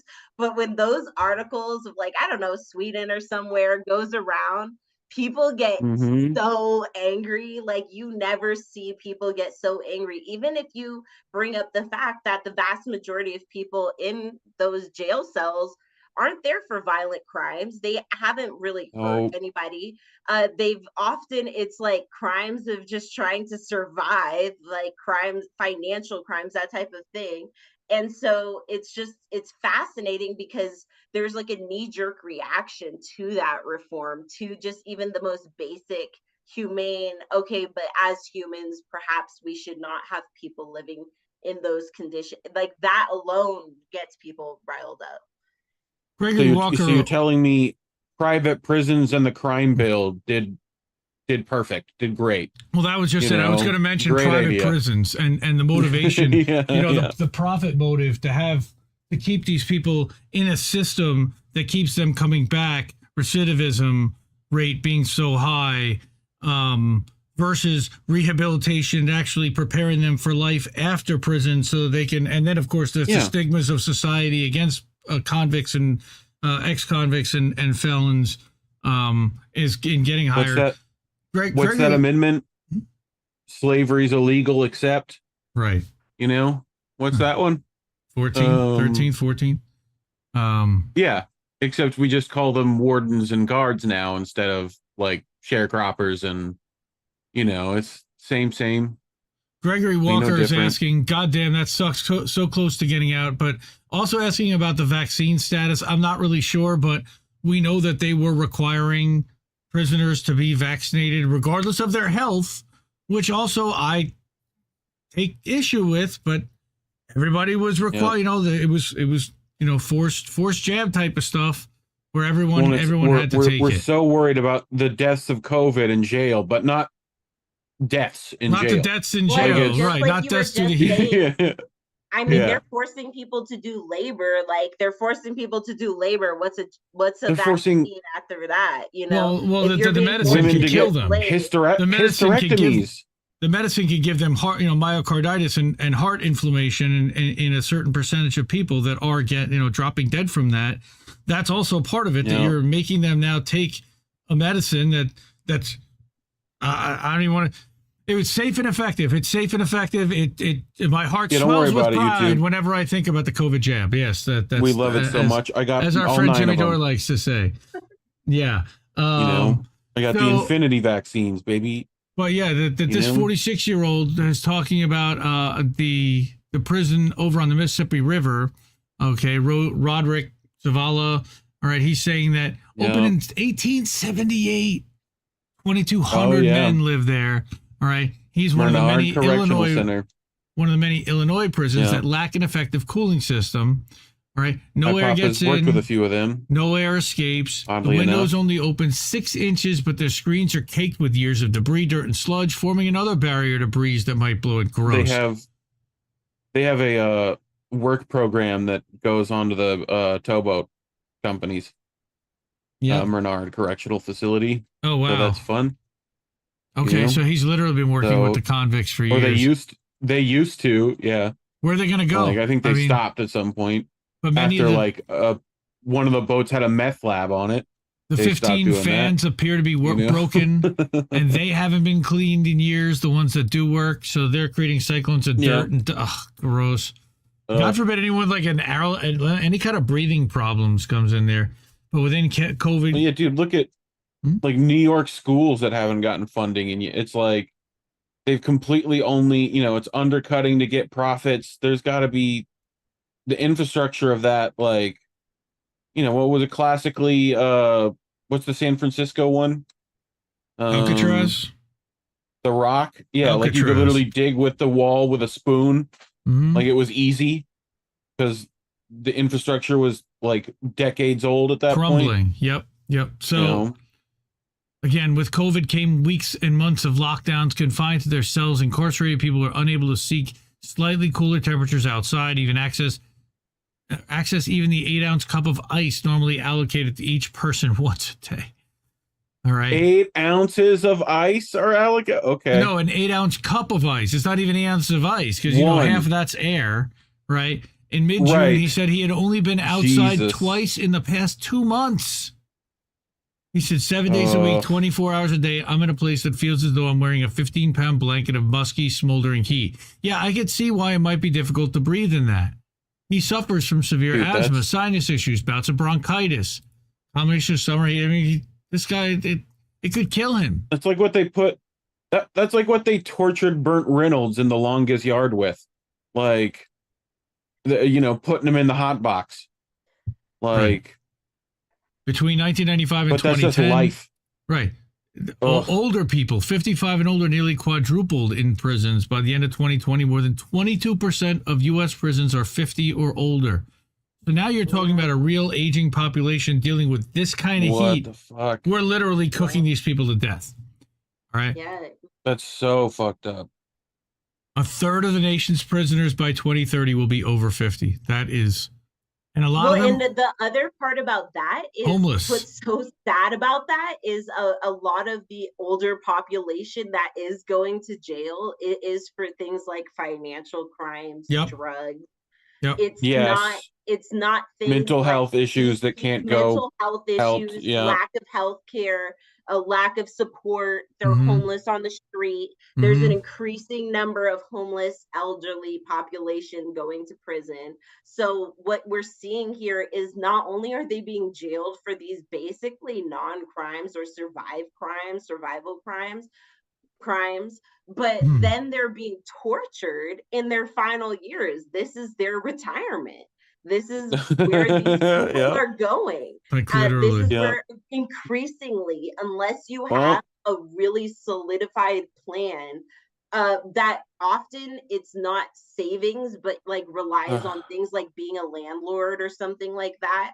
It's like, unless you have something like that set up, your retirement plan is so more increasingly likely as the years go on to be prison, where you're basically being tortured, and it's like the worst nursing home you could fathom.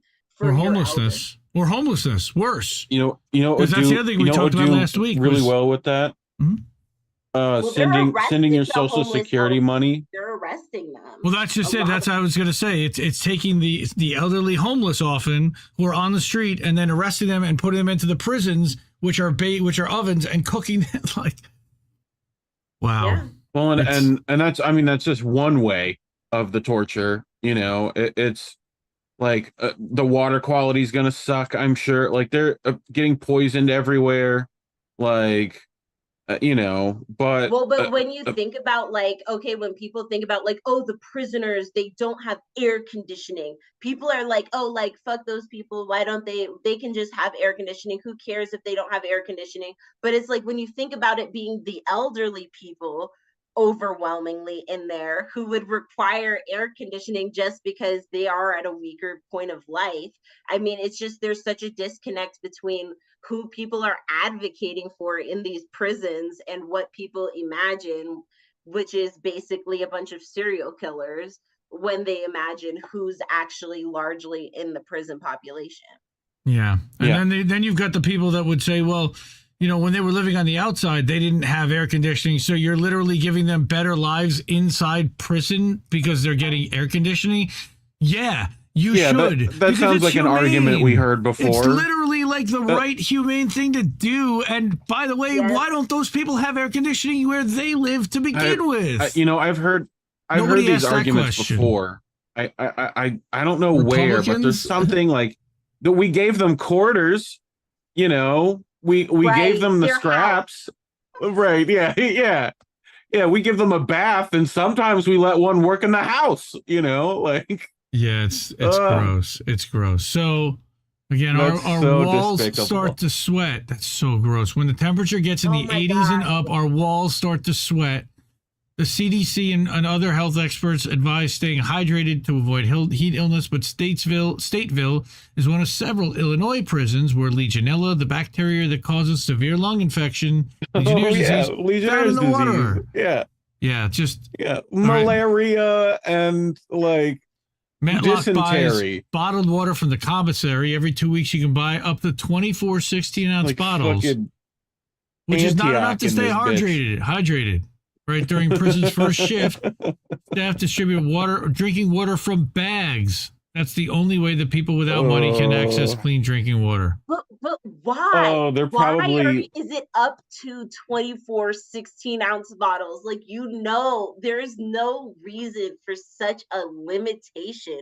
You're forgetting about water. Commissary needs a kickback. Well, they've got to make profit at commissary. Remember what those? Are you trying to prevent somebody from buying water for everybody? Are you trying to just make sure people are always a little bit too thirsty? How is that even conducive to a better? It's terrible. Why? It's terrible. All right. So in the summers before COVID, they might escape their stultifying windowless cells, all right, by going into the yard. But like many other prisons, Stateville began experiencing staff shortages during the pandemic. As of September, staffing levels were at 2/3. And because of that, they canceled programs, school, yard, and chow, and more time locked in a cell that feels 10 degrees hotter than outside. Ugh. Now, keep in mind, we're bringing Assange over here to be in one of these. Essentially. Senegal girl said it. Cruelty is the point. Mm-hmm. Yes. That is absolutely correct. Cruelty is the point. So that's Paula, why we want punishment Assange over here, because cruelty. Because people work real well with punishment. You know. Yeah, here's a woman, always Paula. Helped. Here's a prisoner, Paula, who understands the value and how important it is to stay cool and hydrated. She spends $25 every 2 years to buy a new fan at the commissary. Like, Jesus Christ. She spent 32 years in Illinois prisons every summer. She and other women showered several times a day. They waited in line to collect ice from the ice machines in the day room. They sat in front of their beds in wet bathrobes, and they slept in wet bed sheets. Yeah. Gross. Yeah. But those few options were slowly taken from them. They shuttered that correctional center. Mm-hmm. No, keep going. All right. I know it gets worse, I'm sure. She was among those transferred 100 miles southwest to Logan Correctional, and during the move, they confiscated the prison-issued bathrobes, so now they couldn't sit in the robes. At Logan, the commissary sold terry cloth robes, but they were expensive and couldn't get wet enough to cool the wearer down. Water streaming from the shower heads was too hot for relief. Women filled empty soda bottles with cool water from the bathroom sink and ducked into the shower to douse themselves. Jesus What Christ. the hell are we doing here? And this is a really long article. I'm not going to read this whole thing. thing. But then they're fighting to make it worse. That's like the worst part of the point is Right. that this is like, that's too much humanity. These desperate women. Can we go back up multiple times real quick? with bathrobe. Go back up one. We got where it's talking about this elderly thing again, right? Yeah. Yep. And like ages but menopause. Could you imagine 90-degree heat and menopause? Yep. You get a hot flash. Oh my Dude, God. you're killing somebody. Your murder is going to happen that day. Like that's going to be a real rough day for someone. There you go. Many suffer Holy hot flashes, shit. asthma, and other health problems. There you go. She went in at 25. Oh my now God. she's 55. Yeah. What the hell did she do? 30 years in a facility. Jeez. All right. Hot again. flashes and asthma. Yeah, that sucks so much. So and their that's- asthma is not being taken seriously because the Oh, no. 37-year-old also had asthma, right? With her diabetes too. And you're Things that are definitely not allowed to easily have an managed, inhaler. Easily treatable. Like, and if they do let you have an inhaler, it's not immediately available like an inhaler should be, So here you've got a Texas like- House bill that requires prisons to remain 65 to 85, which is a requirement for county jails. But now there's a bill that was backed by formerly incarcerated people, prison guards, but it didn't. Not a single person signed up to oppose the bill, but it died in the state Senate Finance Committee. That was in for a while. The other bills, which would have regulated prison temperatures and installed air conditioning in all housing areas, also died in committee before being voted on. So that's nice. Of course. It's a form of punishment here in Texas. They spent $7 million fighting a lawsuit to install air conditioning, which ultimately cost less than $4 million. They have the money. They just refuse to let us win. There is no political will not to cook people living and working in prisons. Working in prisons. Like, what about the guards and, like, the people who aren't prisoners that choose to work there? And ACAB, sure, but, like, the teachers and the priests and it's people like Chris Hedges. Right. All right. And whatever the laborers are doing, whatever the actual prison laborers are doing, there should be basic, workers' rights for that. Labor law for that. Yeah. Right. Absolutely. Yes. The implication You're working the laundry, you're working the, like in literally any work program should be considered. And they're working for peanuts. It's practically slave wages. I have seen, I think it was in Chicago, where a group of like family and friends of the prisoners formed their own union to help combat the conditions in those prisons, which is like, that's a fucking move.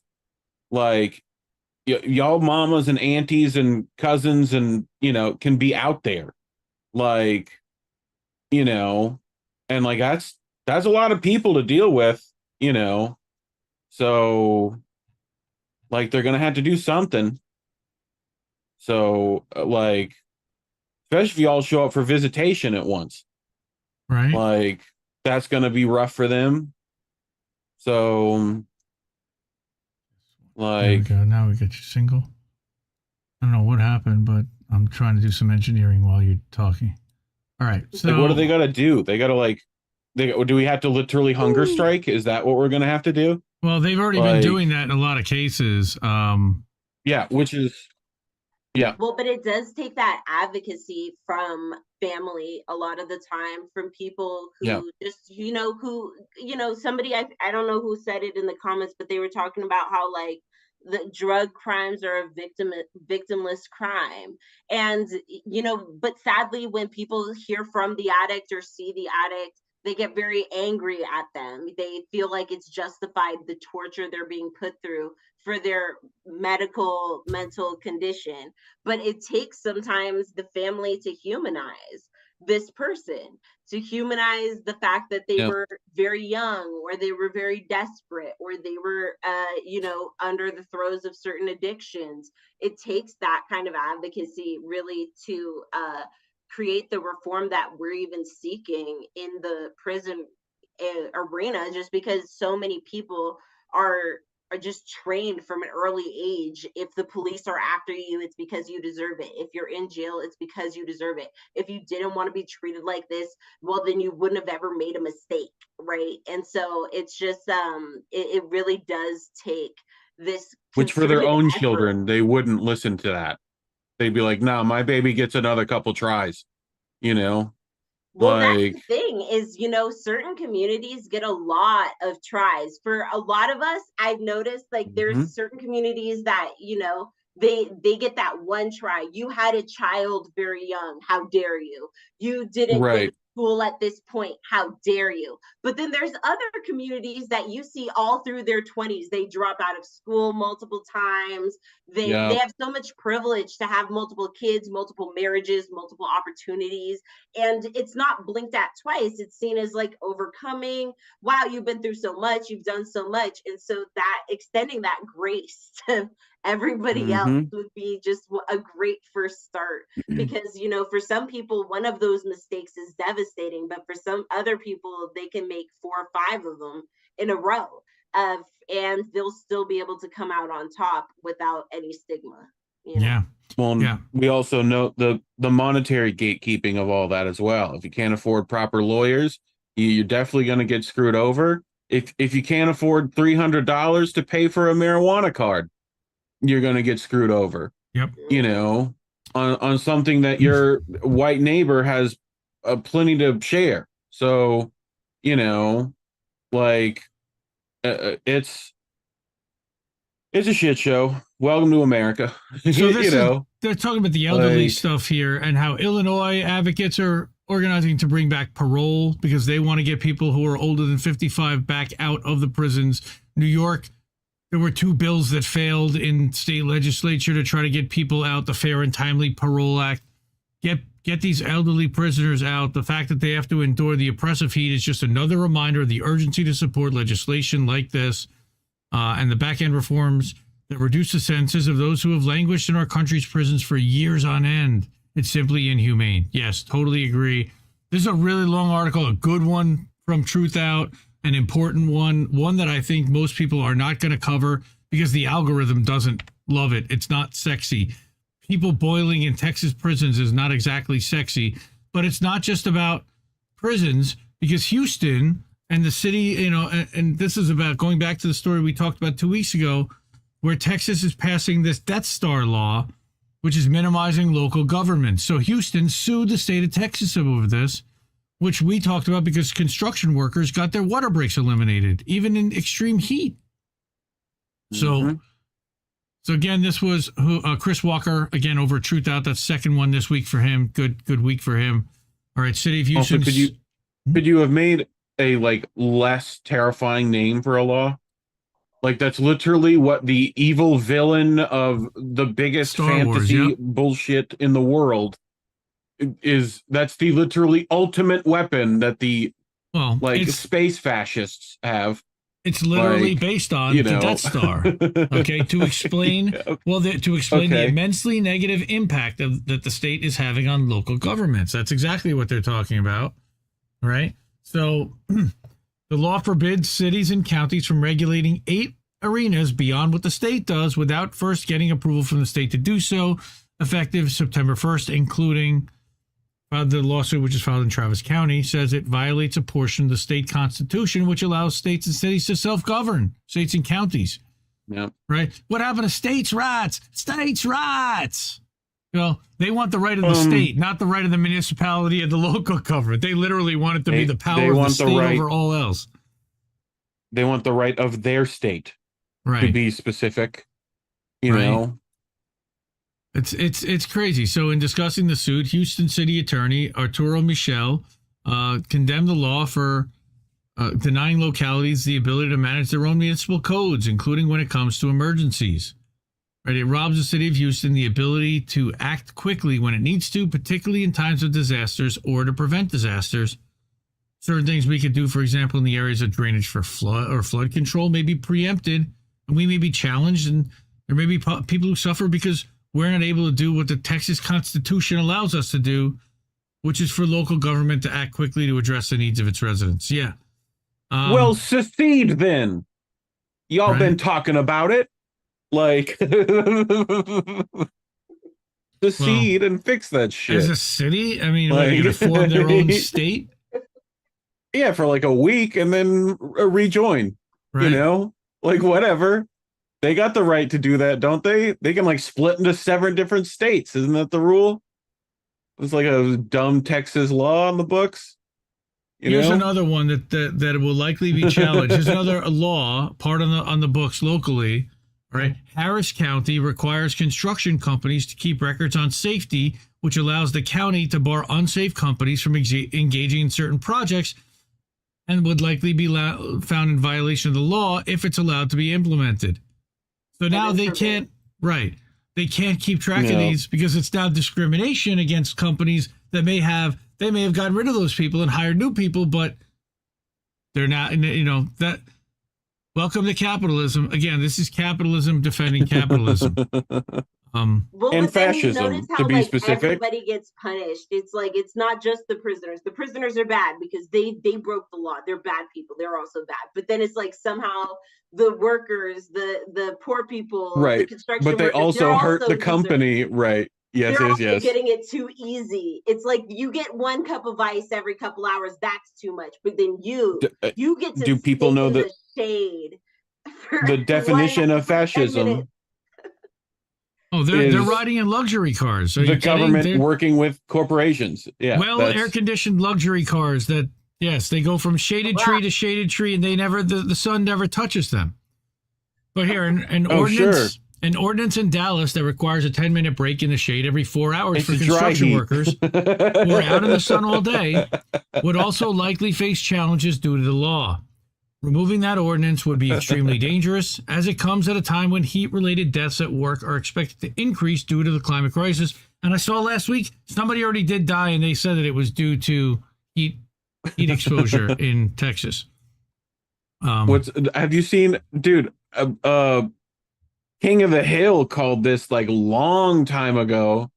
Bobby be stepping out the car, being it's like 125 degrees.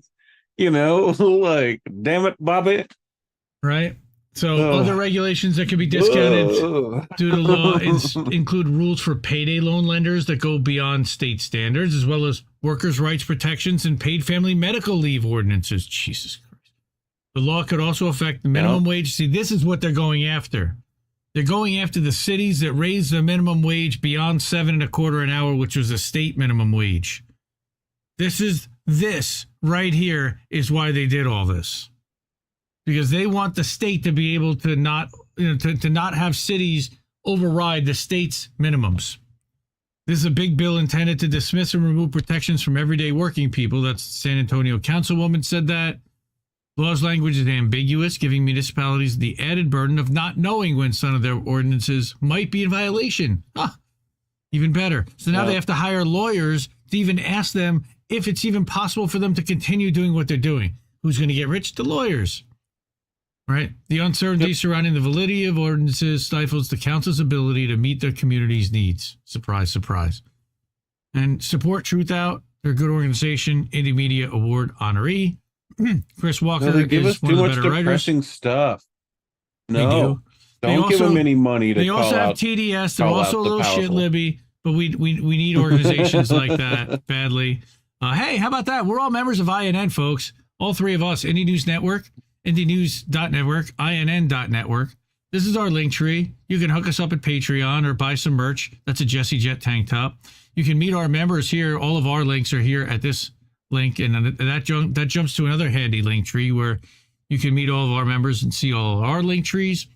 All right, all the network channels and where do we stream live, and all the social media channels that you can follow us. So that is over at INN.network. You can check that out. IndieNews.network. Or IndieNews.network. And here is our merch store. So you can pick up some INN socks or an INN t-shirt that says labels are bad. Stay independent. Or the bucket hat. Look at that bucket hat. You can get the whole kit, bro. Get the socks, get the bucket hat, there you the go. Shorts. INN it up. You know? My daughter's been asking for this water bottle for a long time. I went, hey, look, you got a baby. Get that white INN hoodie. onesie. INN onesie. Durden. Little INN crop hoodie. Anybody want to buy Durden INN onesie for the baby? No? Okay. Anyway. Yeah. All right. We have got one more story. Oh my goodness. To Tommy, you're gonna love this story. A white onesie, probably not the best for baby. We probably ought to make another color for that. Yeah, probably probably a good idea. All right, so let's go get covered in like purified banana. You know, this is a crazy and gross. Crazy story. Hey, there's Lisa Simpson in there. Yes, that's Lisa Simpson. Education is being attacked in Pennsylvania, and this is again a wild story. Bean Boy, Judd Please Legume tell me Bart is part of the problem. Over at Popular Information, he's not an Indie Media Award honoree, but still an outstanding publication and one of the best Substacks out there.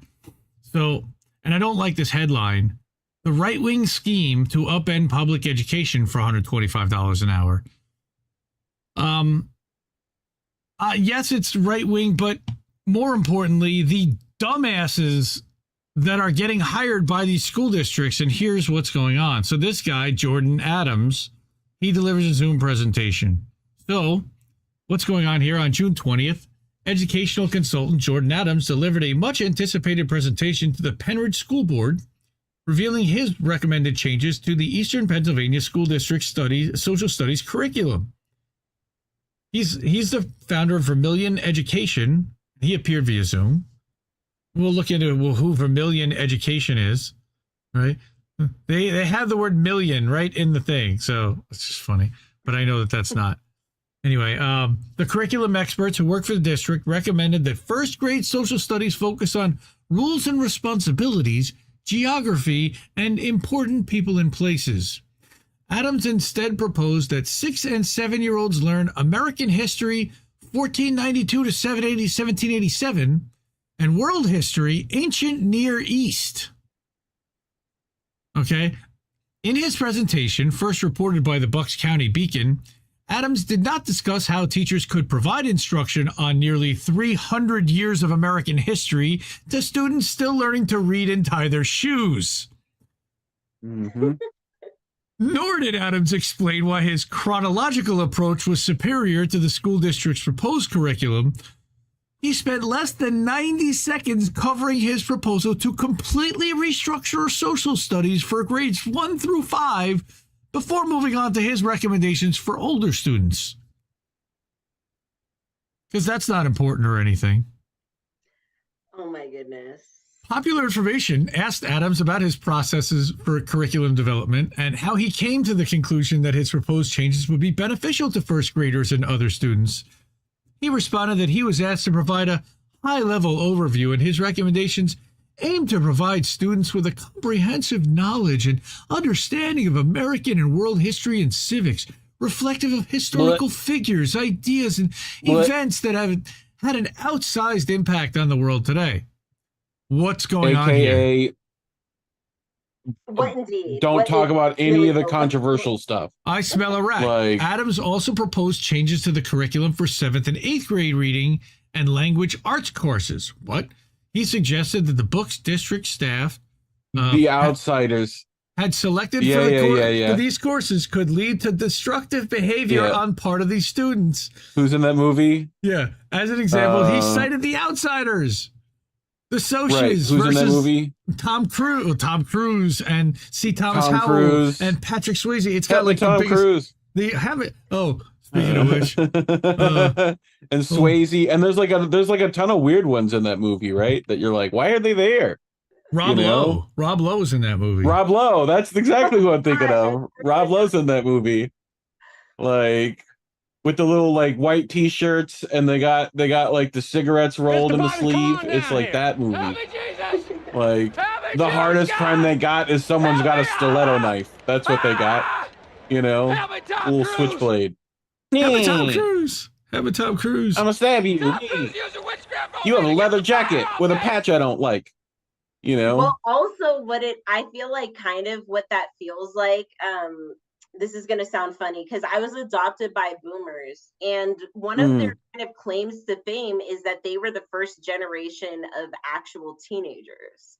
Right? They were the first generation of people, like young people with their own unique culture. Because they didn't have to like work on the farm and go to war. That didn't just work on the farm. That went and did childlike things until they were 16, 18. So that's what that generation actually represents. They went to the beach party discos and, you know. Why teens have been attached the to drive-in since it came out for that reason. It represented that countercultural. I'm teen like, angst. it's us. This is us, and that's the grown-ups. That was what that really was. So that's why Easy Rider, like American Graffiti. Exactly. Like, it's funny. This whole thing, he doesn't recommend removing the outsiders from the required reading, which is weird. Right. No. Right. But he added that the district needed to ensure all texts are free from sexualized content that may be best left to the home and to parent discretion. I think is in the outsiders. Right. I think there's. He said the books were selected by the district would raise questions about why books with sexualized content were selected as opposed to other worthwhile works. Right. So one book singled out is War and Watermelon. Okay, by Rich Wallace. War and Watermelon is about a 12-year-old growing up in the time of Vietnam and Woodstock, but Adams focuses on a few snippets of sexualized content that he apparently believes is inappropriate for middle school students. Two of the passages involve girls who weren't wearing bras. Another involves a 12-year-old boy noticing that a 12-year-old girl had developed breasts. So? Twilight, though. Twilight's fine. You can leave that. Well, no, he would definitely have a big problem with that. Room watching her sleep, that's okay. But if you notice that she had breasts, that's where I draw the line. You know what's going to happen? Here's what's crazy. The Satanists are going to come in and be like, well, you can't have the Bible in here. You know, all right, that's got a ton of sexualized content. We got to get rid of that. It was an unusual approach. Shit. It was an unusual approach for a consultant. The school district is paying thousands of dollars to provide guidance. Notably, Adams, who's only 31, does not have any experience developing curricula for public schools. According to him, he launched his company in March. It was formally incorporated in December of last year, so it's actually 6 months old now. I smell Christian public schools is what I smell. That's what's under happening. Questioning from Christian the Penrith private schools. I mean, well, under questioning from the Penrith school board member, he admitted that Penbridge was Vermillion's only public school client. When he's asked if he has any other clients, he says he's not at liberty to share about ongoing or potential work with other clients. This guy's a bullshit artist. It's purely reactionary, and that's really what you see by how like bullshit it is. That's like how ramshackle and thrown together it really feels. It's because it's reactionary. It's not inspired. Right. So in an interview, he's not allowed to break the rules of confessional. You know this. Well, the school board member tells Popular Info that his presentation was amateurish, horrible, and reflected a total lack of preparation. He was particularly disturbed that Adams has already billed the district $7,500, the cost of 60 hours of work under the contract, to craft his recommendations. Just to even recommend the shit, he got $7,500. So, funny enough, he appears to have deleted his LinkedIn profile. He doesn't hold any degrees in education. In 2013, he got a bachelor's in political science from Hillsdale College, a private Christian institution known for Got its it. right-wing ideology. Here's where the right-wing stuff starts to come into play. Oh no, wait, I don't know how it happened, but I ended up getting an email from Hillsdale College. I think it's because it's close to me. Or it was where I lived anyway. They sent me the craziest email during George Floyd where it was like, it was the craziest thing that was like, if this is the time we need to stand up because the like Black people are doing, and I was so shocked that it was so blatant. It was just wild. Yeah, Hillsdale College is not just like, oh, we're right wing, we're very conservative, we believe in Jesus and like all this other. It's very blatant once you get into their email stream. Anybody ever heard of the University of Dallas? I have never heard of this university in my life, but somehow this guy got a master's degree in humanities from there, which is another private conservative school. He later returned to Hillsdale College as an employee, where he promoted a K-12 curriculum developed by the college known as the 1776 curriculum, which is favored by right-wing activists. By the way, it's also like they're attacking America good. Critical race theory. Right. Yes. America, fuck yeah. Yep. That's basically George Washington was the coolest dude, you know. Like it's that. Right. Boston Tea Party, everybody. That's all you need to know. America. But somehow, nevertheless, Adams was able to secure a contract with the Penridge School District in April, which stipulates that he will provide consulting services related to assisting district staff in the review and development of curricula. He's being paid $125 an hour for this work, with no limit on the number of hours, no specific deliverables, and no termination date. Dude, this smells like handing a buddy some kind of a sweetheart deal all day long, right? So you mean politics as usual? So the contract to the agenda, the contract was added to the agenda less than 48 hours before the meeting by board member Jordan Blomgren. It drew immediate objections from Superintendent David Bolton. In an email, he noted that there was no money budgeted for the contract. All right. No one from the school district had reviewed the contract, and no one was involved in developing the curriculum for Penridge schools was consultant. I don't understand how this guy got paid. Bolton? His concerns were ignored by a majority of the board, who voted to approve the contract on a 5-4 vote. There's something political heavily going on here that is completely screwing over the students. Further, he said he believed it was an effort to incorporate the 1776 curriculum without the involvement of administrators and teachers. That's exactly what it is. That's the only thing he has to his name.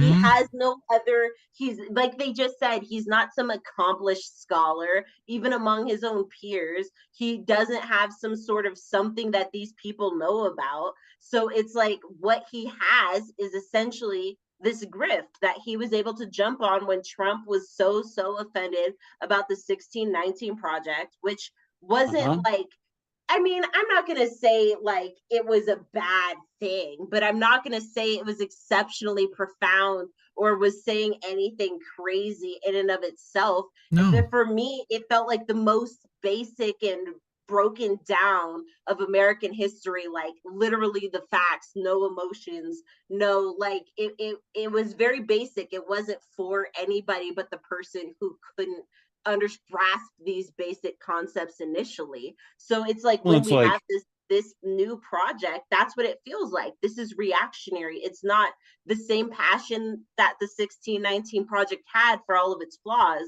can't be replicated by this same thing, which is essentially, like you guys were just saying, George Washington cherry tree nonsense. It's not right. Yep. Abraham Lincoln. Yeah, I mean, and this is Republican Abraham Lincoln, because right now he would not be a Republican, by the way. Anyway, well, this is he wouldn't be a Democrat. Kind of the these days, distractionary nonsense of like people getting upset at CRT. This is crazy though. Like because they don't understand what it is even to begin with. It's not what you think it is. It's like one thing. Project. It wasn't what they thought it was. It was very basic. It's like reading a children's book of It's literally Phoebe Bridges. critical race theory. All it is that it states that the U.S. legal system disproportionately affects minorities, people of color, which is right. literally what happens. Mm-hmm. But here, public records obtained by Bucks County Beacon, shared with Popular Info, revealed that beginning in early 2023, this was members of the Penridge School Board were already pushing to overlay their 1776 curriculum in Penridge classes. Right. Then they hired a consultant. Whitewash. Then they hired a consultant to push it. Right. Vermillion's curricular recommendations draw from a variety of different resources depending on the goals and parameters outlined by a district. Yeah, outlined saying we want that curriculum. And he said, yeah, I'll tell you to do that. Initially, his contract was paired with a proposal from board members to eliminate the school district's 4 curriculum supervisors. But that proposal was scrapped after board member Jonathan Russell noted that the school board is required to ensure that employees charged with developing curriculum have appropriate qualifications, which includes 5 years of teaching and a principal or supervisory certification, which he admitted he didn't possess. So what's he even doing there? So he told them that he was qualified based on his combined 10 years of experience teaching history, civics, and economics to K through 12 students, coaching teachers, and reviewing and writing curricula. Well, which curricula? This includes 5 years of working at Hillsdale on that curriculum and 5 years working as a teacher, including time as a substitute while attending grad school. Dude, this guy's throwing in whenever he babysat for somebody, that's a teaching job now. Like, dude, he's scraping the bottom of the barrel to meet the qualifications. Right. So how can a consultant with little experience and no academic credentials land a $125 an hour contract? This, to me, is the big question. Well, it appears to have attracted Moms for Liberty, a right-wing advocacy group concerned about woke ideology. The first school district that considered hiring Vermilion Education was Sarasota County in Florida. The chair of that county school board is Bridget Ziegler, who is a co-founder of Moms for Liberty. Here you start to have the links. Follow the money, follow the corruption. It's always Moms for Liberty. It feels like that's always, whenever we rip the mask off like Scooby, it's always Moms. They could have went with a better name. But who's behind that? It should really be Mills for Freedom, and I think they know that, you know? Like, except would be way better branding. It's the 11 part of the MILF that's the problem, because most people don't want to touch these women. But anyway, that's another story. You know. So Adams was recruited. Like half the fight is like, don't touch us, don't look at us. Right. Puritanical. That's right. Don't look at our children. Right. Our children are being hypersexualized and told that they can be either no matter what. And it's so what they're pointing to is so benign. I almost feel like next I'm gonna feel somehow drawn to be defending from Romeo and Juliet or something that's like, obviously. Come on, they committed suicide. You can't show that to children. No. That's promoting suicide. So many things, like it's just fascinating because pretty much all of the classics, but certain classics, even if they show that, including the Bible, which they managed to bring back in Utah schools, not like a week and a half, 2 weeks later. I mean, I don't know if any of the rest of you have read some of the Oh my God. It's Sarasota. Okay. I had to read A Land Remembered for Florida history about 1,000 times. That had like multiple instances of like straight up doing it. Like they're just doing it, I have to remember all the times I read Huck Finn. Same thing. Like I would be the only black kid in class listening to the N-word be read out again and again. Bro, Tom Sawyer, same thing. The what's the one about witches and whatnot? The Tempest. Ooh, right? That everyone's got to read, where there's literally a scene of whipping a black woman to lie.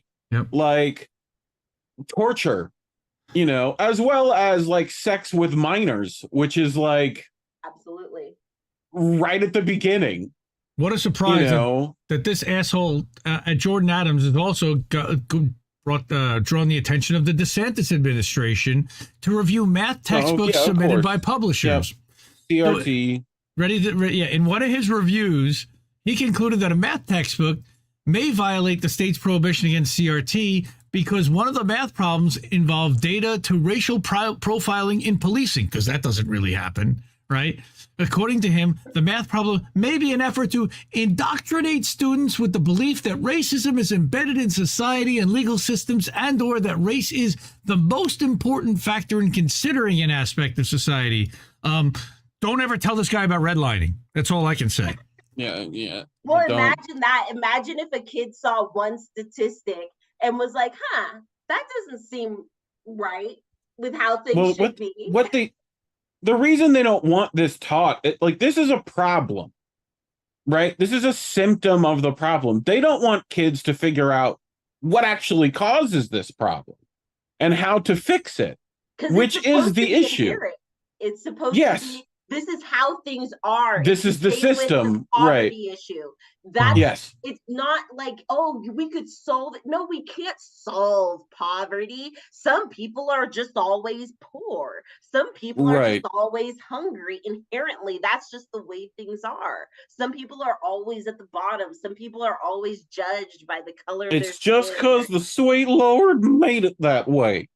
You know? It's just how it is. We can't change it. What are you trying to do? So what a surprise. So you got Bridget Ziegler in April cheering on Adams' contract with Penridge, saying that he would conduct a woke audit of the curriculum. I want to smash this guy already, I got to tell you. Smash your boy. You know, later on last week, Adams appeared at the Mobs for Liberty National Conference in Philly. Oh, RFK Jr. was there. He could have said hi to RFK Jr., DeSantis, and Trump. Look, well, here's what I propose. That was at UFC. What I say is all the Dagestanis who are, nice brown Muslim people who, smash boy. will fuck up everyone in the room. Boy. Please let them come over. Oh my God. But here's what happened. All right. So Habibi, please. I don't know if you remember, but back in 2020, this is similar to how the Tea Party and how the Freedom Caucus started to go after state legislatures and started to go after smaller House seats, and how they started to flip them and have an impact at the local level. They started protesting. Well, what they've been doing since 2020 is infiltrating and getting elected to school boards and affecting the education curriculum. And so this guy at this conference led a strategy session, which was closed to the media, entitled "The First 100 Days Getting Flipped School Boards to Take Action." So that's exactly what he declined to elaborate on what was discussed, because God forbid anybody find out that he's telling them that you have to use your leverage to override the will of the community to implement your Christo-fascist agenda. Yeah, that's what he's doing. All right. So hiding the ball. Yeah, as part of his effort to secure a contract with Sarasota, he sent the board members a brief pitching for Million Education and Services. All right. And that begins with a letter to school board members. In the letter, he promotes it as an extension of the right-wing movement that has elected new school board members intent on radically reshaping public education. Somebody is propping this guy up. Somebody is funding this whole thing, and it's a front. All right. As always with a lot of these right-wing grifts. I mean, even the 1776 or whatever he's doing project, how did that even get the same funding? Like, how did that get like way more funding in such a short amount of time as a reactionary project? They always have just so much money to throw at these things, and him included with his $125 an hour right. of, paycheck, or however he's charging people for what expertise, with what experience. That's kind of how it always seems to go. It's not about your expertise, your experience, your education. It's about what are you willing to fight for? What are you willing to put your neck on the line for? How far are you willing to take the grift? And it's an incredibly lucrative grift. And this was just one contract from one district, and this guy's trying to get contracts all over the country at districts. Exactly. All right, and he's making gobs of cash doing this and being funded. And what did he do? It's like it's not even like we can say, oh, he made 100-page a workbook. He made this thing. Oh, he has this game he's made for kids. There is nothing to show. It's a for it PowerPoint. except for that 90 seconds of blurb. It's a But PowerPoint. What did he get paid for? Yep. Well, no, he pitches a character program audit because he claims many programs focusing on building character now feature ideologies hostile to shared understandings of right conduct and responsibility, undermining the wishes and efforts of parents to raise an upright young men and women. What is that? Upright young men and women. Christian. This is what it's all about. It's all about his religiosity. All right. He pitches himself as a mole that can be embedded within the school district to implement policies over the objections of staff members. Oh my God. Which we have to admit is a Christian fascist movement.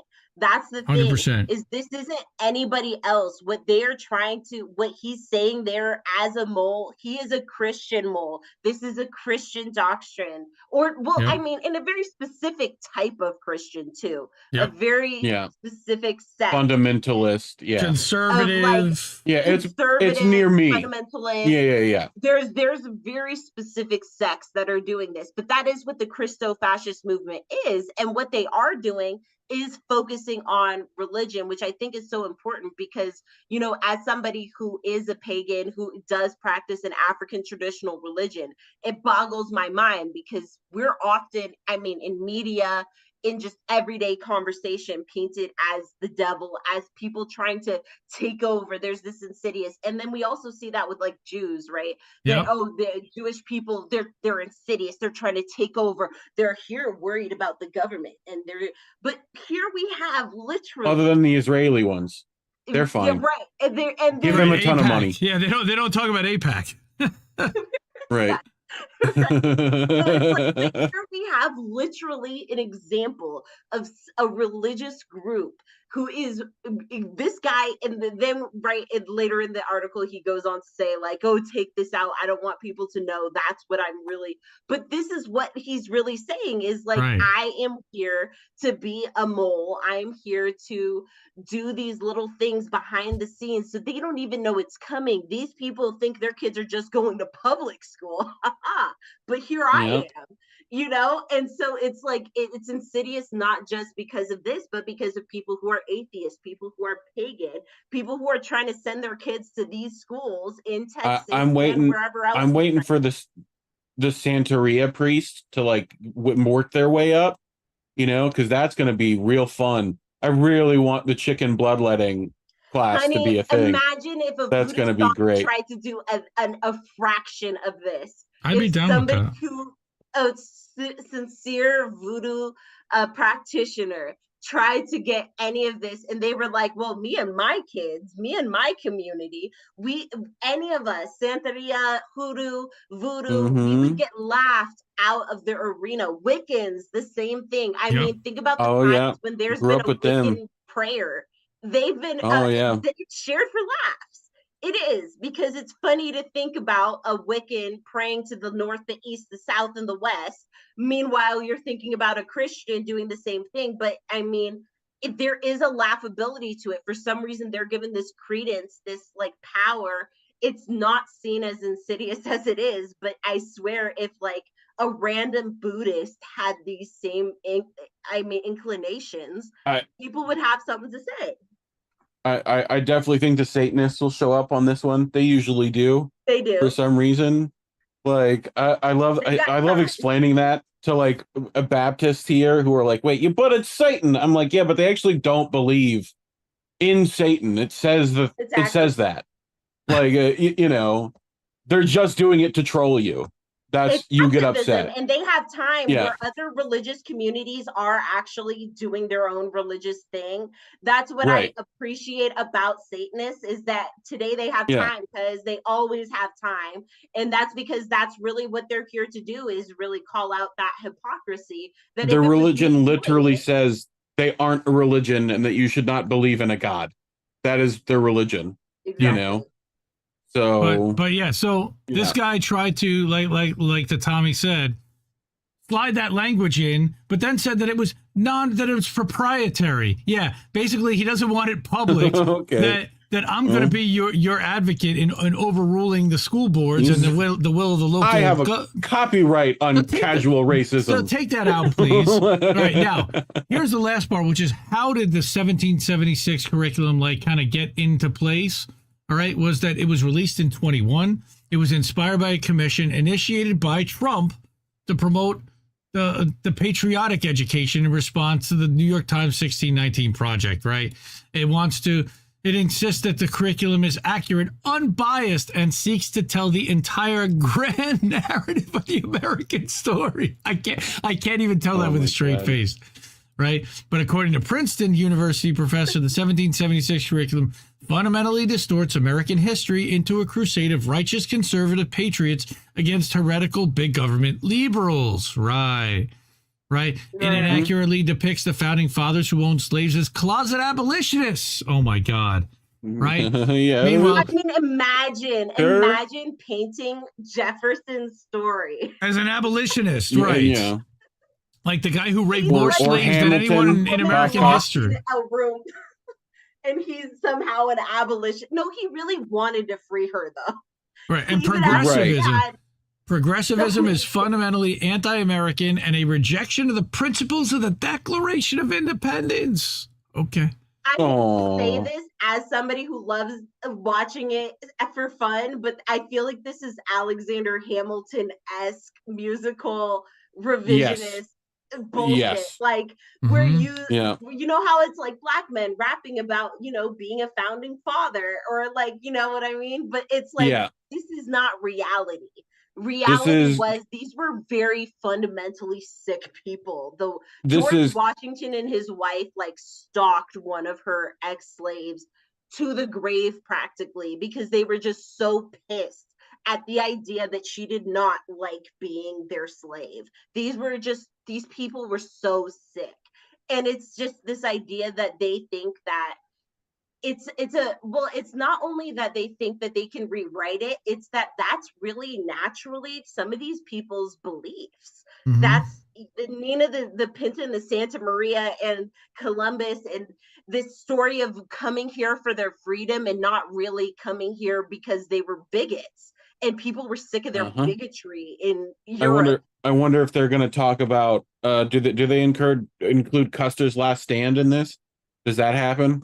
Well, I hope so. I hope they at least learn about that. He only did that for benevolent reasons. He only wanted to help the Indians, right? He wanted to help the natives. Yeah. He's saying they fucked him over. They fucked him over. Goddamn Indians. Right. They could have had his. They could have had help. Those barbarians. Wow. The civil rights movement, the curriculum asserts, was turned into programs that ran counter to the lofty ideals of the founders. You mean holding slaves? Yes. Yeah, that would be the affirmative action. So sick. I couldn't even believe what I was reading, because it's the same way as how we always have MLK weaponized against us. Mm-hmm. You don't even know what these founders were fighting. Oh no. When that started, my mother will remember you a tale of you could also celebrate Jefferson Davis. It was also Jefferson Davis Day. So you could choose, no, that's not MLK for me. It's the presidency of the Confederacy. That's my day. It's dumb shit like that. This is Kennedy never fucked Marilyn Monroe. This is Oh no, he did, because he's a Democrat. But wait a minute, he's a Democrat. He definitely did. Lincoln wasn't gay. Eisenhower never gave the military-industrial complex speech. Nixon was a saint who never did anything wrong. Ford was a clown. But he happened to take over. FDR was a cripple and a loser. But of course, Ronald Reagan is the best president in the history of the world to these people. He had a monkey. He had a monkey. but here, so far about a dozen school districts, just to wrap this up, a dozen school districts from several different states have formally inquired about this 1776 curriculum, Hillsdale claims. In 2022, South Dakota's K-12 social studies standards were changed to align with it. That same year, Tennessee Governor Bill Lee announced his plans to open upwards of 50 new charters with its curriculum. In May of this year, lawmakers in Ohio introduced a bill that would replace the state's social studies curriculum with social studies standards inspired by the 76 curriculum. Holy shit. So, like, they really want to indoctrinate our kids with this bullshit story that the rest of the world knows is completely untrue, lie to our kids and tell them Santa Claus is real. And Emmett Till never existed. Like, that's worse. Wow. It's like Emmett Till, it was a tragedy, but you don't get to hear why it was a tragedy. That's the part that hurts. I had to learn that shit from David Chappelle. That's who I had to learn that shit from. Right. Because I grew up in the South. So, like, we didn't get that. But that's what's scary is like exactly what you're saying. Like, okay, you didn't hear about it because you grew up in the South, but it's like that's what they're trying to spread is that we really don't even have like a basic foundation for stuff. Our kids don't have a basic foundation for stuff because the basic foundation has to be that elementary school understanding of like, we're good. Everything we did was good. Anything that went wrong was an accident. It was never purposeful. It was never for a means to an end. And then even more insidiously, the part that really frustrates me the most is I would never have a problem with my kid going to a more, atheist-centered situation that was factually based. Okay, these are the bare facts. We're not even going to get into anything else. The issue is my kids are being asked to get into this incredibly Christian-based propaganda of how our country is, how our country was formed. It's white supremacist as well, because inherently by erasing a lot of this history, it becomes white centered. It becomes racially censored, completely from my whitewashed. people, from anybody else's people. I wouldn't mind them hearing all of these other stuff if it was all factually based, but the issue is it's already biased. The 1776 narrative is already biased. There's a bias about who's being taught about, what part of their stories are being said, how their stories are being centered. So it's not so mean or insidious or this part was wrong or they were just basically flawed people, right? Because I'm sure Thomas Jefferson had his nice moments. I'm not going to say he was 100% terrible person. Wife made a great ice cream. But I am saying, oh God. There is like something to be said about how these things are being centered and focused, because the issue is they're so scared of being seen as the wrong person. It's like almost the white supremacy and this Christian evangelicalism, it works so quickly or so thoroughly hand in hand that you can't really even separate them from each other, because they just work so perfectly with each other. They mean each other. They're synonyms for each other. So every kid is being affected by this in schools. I was just so baffled by this whole situation, not just paying a charlatan such an exorbitant amount, which, by the way, everybody remember, this is not a meritocracy. This man with no education, with no qualifications, making so much money to speak drivel, should make every person who feels like they're struggling, at least it's not you. It's this situation and it's working by design. It's this system and it's working by design. It's so sick to me that he feels qualified and he's like offended that anybody's even questioning him, that to the point where he's exaggerating his skill. He's like, I was a sub for X amount of years. I worked at the same college I went to for X amount of how years. dare you? How dare you question me? But the people, the scholars who wrote the 1619 project, he doesn't care that you've questioned them and their expertise. Look, I listened to 18 hours of Jordan Peterson. I know what I'm talking about. Right? I read Ayn Rand. And I read Outlanders and I didn't like it. Okay. I guarantee you that we didn't know those blankets had polio. Like, And if they did, it was the right thing to do. Okay. Right. That's Always. that's what we're arguing against. Even if we did, it was the right thing to do. But how dare you question that or belittle anybody who made such a sick decision? Unreal. All right. Well, let's we've had enough eye bleed. We need some eye bleach after all this horrific shit. So we're gonna let Reef take over, and we're gonna go to some boats. So this is our section to Tommy where we watch some Reddit cringe. Reef does some boats smashing into other boats, and here's why. And I watch mindless shit, boats that smash into other boats. Okay. And it's because Jimmy Dore, very famously on Joe Rogan, was asked, what does he do and what does he watch when he's not streaming or watching comedy or politics? And he says, I like to watch boats smash into other boats. And that became the theme for how we do what we do and why. So, yep. All right, I'm here for boats. it. Let's do it. Oh, and also thank you to the people who said some nice comments to me in the comments. That was really cool of you. Yeah. We got good fams here for sure. Look, boats, but like old timey boats. To Tommy, you should pin Reef now instead in Zoom instead of me. Okay. You should pin him so you'll be able to see. I got to unpin Indy. Okay, let's get to the more boats. That is an old timey boat. See stuff. Nope, don't play yet. People aren't ready yet. This is the Governor's Cup, but this happened. Whoa! Wow, he did a full backflip, and he's okay. He's okay. Woo! Oh my gosh. Dude, that's awesome. You know, that's awesome. Try fucking that one up, Orcas. He lived.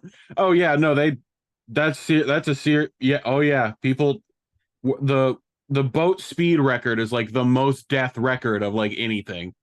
It's like wild. So here you go. Here's a boat.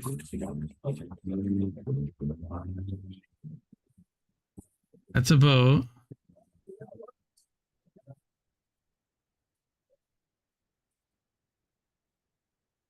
This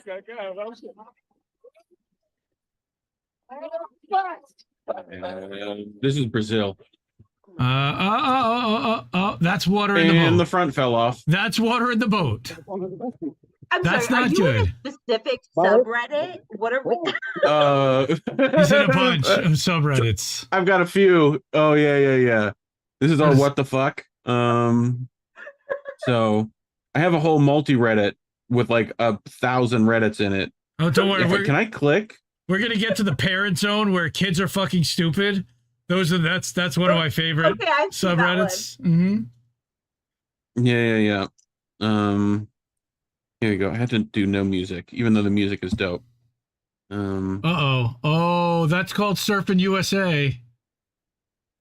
Oh, ooh, that's vertical. You're gonna have a bad like time. A 12-foot wave.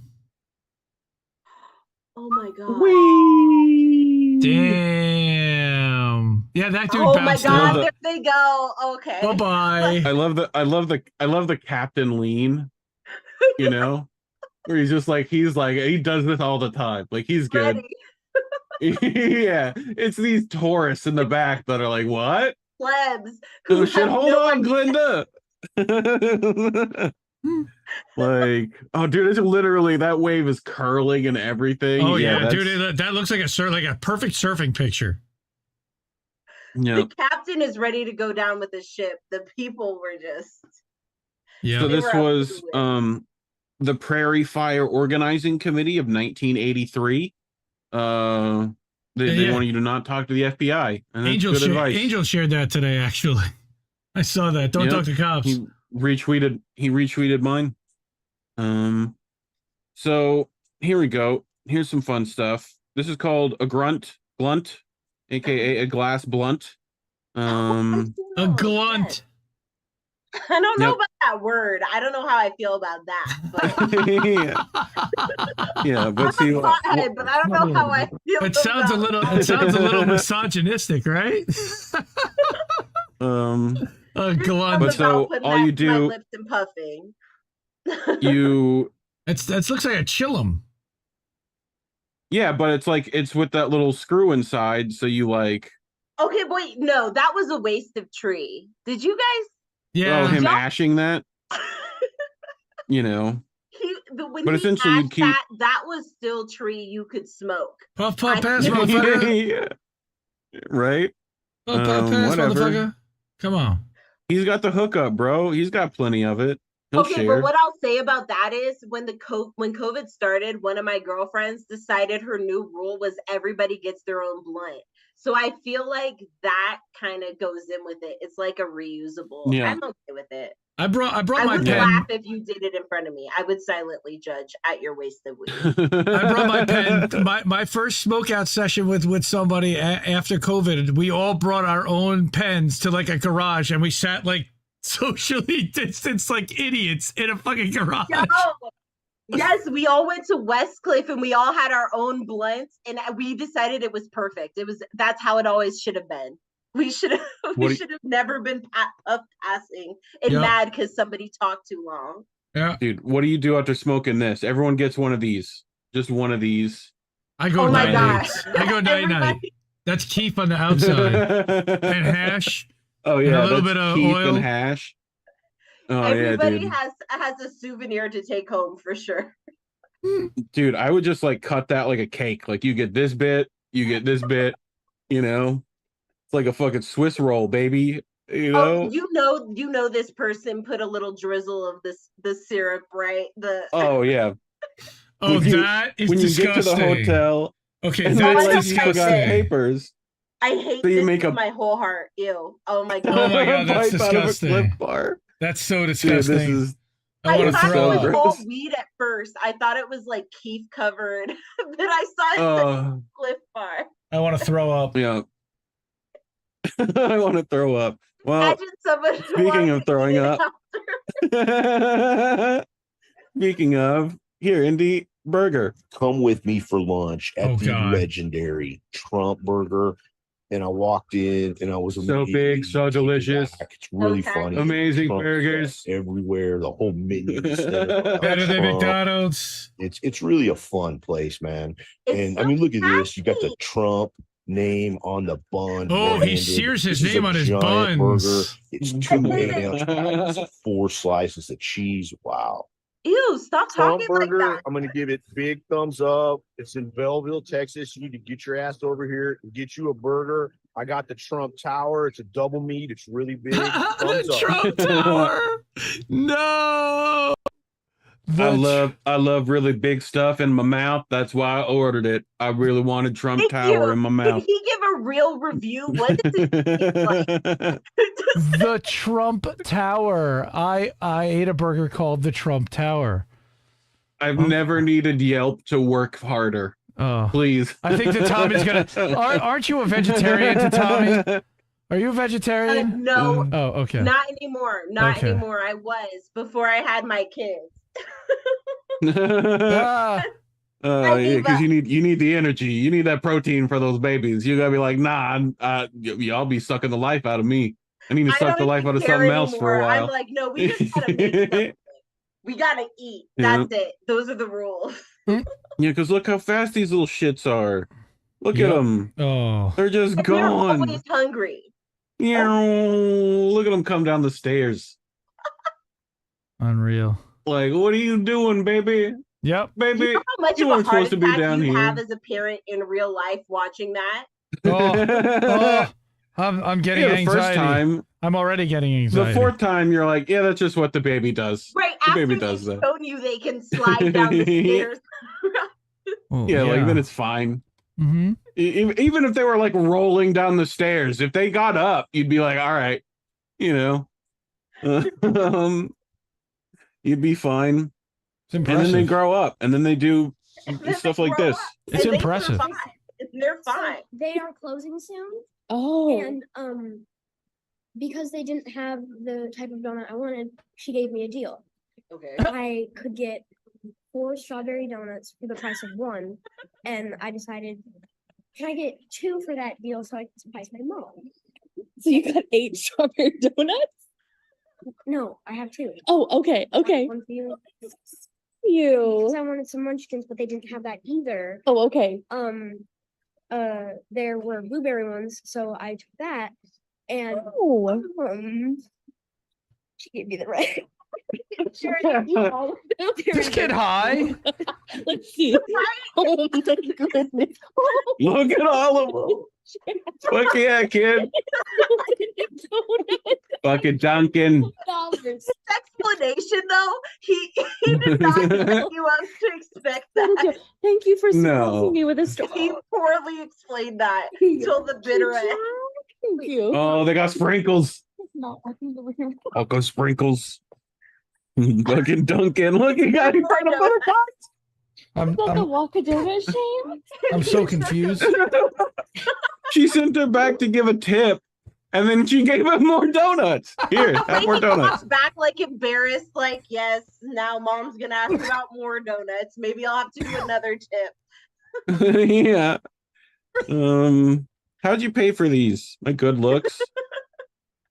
You know. I still don't even quite understand how he ended up with that many donuts, but I'll take it. Dude, this one. Well, some one's employee great. must have felt like he's doing a nice thing for his mom, so they would And it hook him up. probably was the end of the night and they're sick of donuts themselves. She probably was gonna throw them away. I feel like that's Yeah. probably where they were at. Yeah, like I gotta get rid of these. Make his you know, night. Might as well. like Might as well. it costs the they literally have like overhead for that. You know, it's like it's good. They won't mind. Take you it. know. Take this too, actually. Yeah. Otherwise, we gotta throw it away. Like, you know. Anyway, here we go. It seemed like the end of the night. I've been there. Look, dude, he's got his little pumpkin frappuccino. He's living life.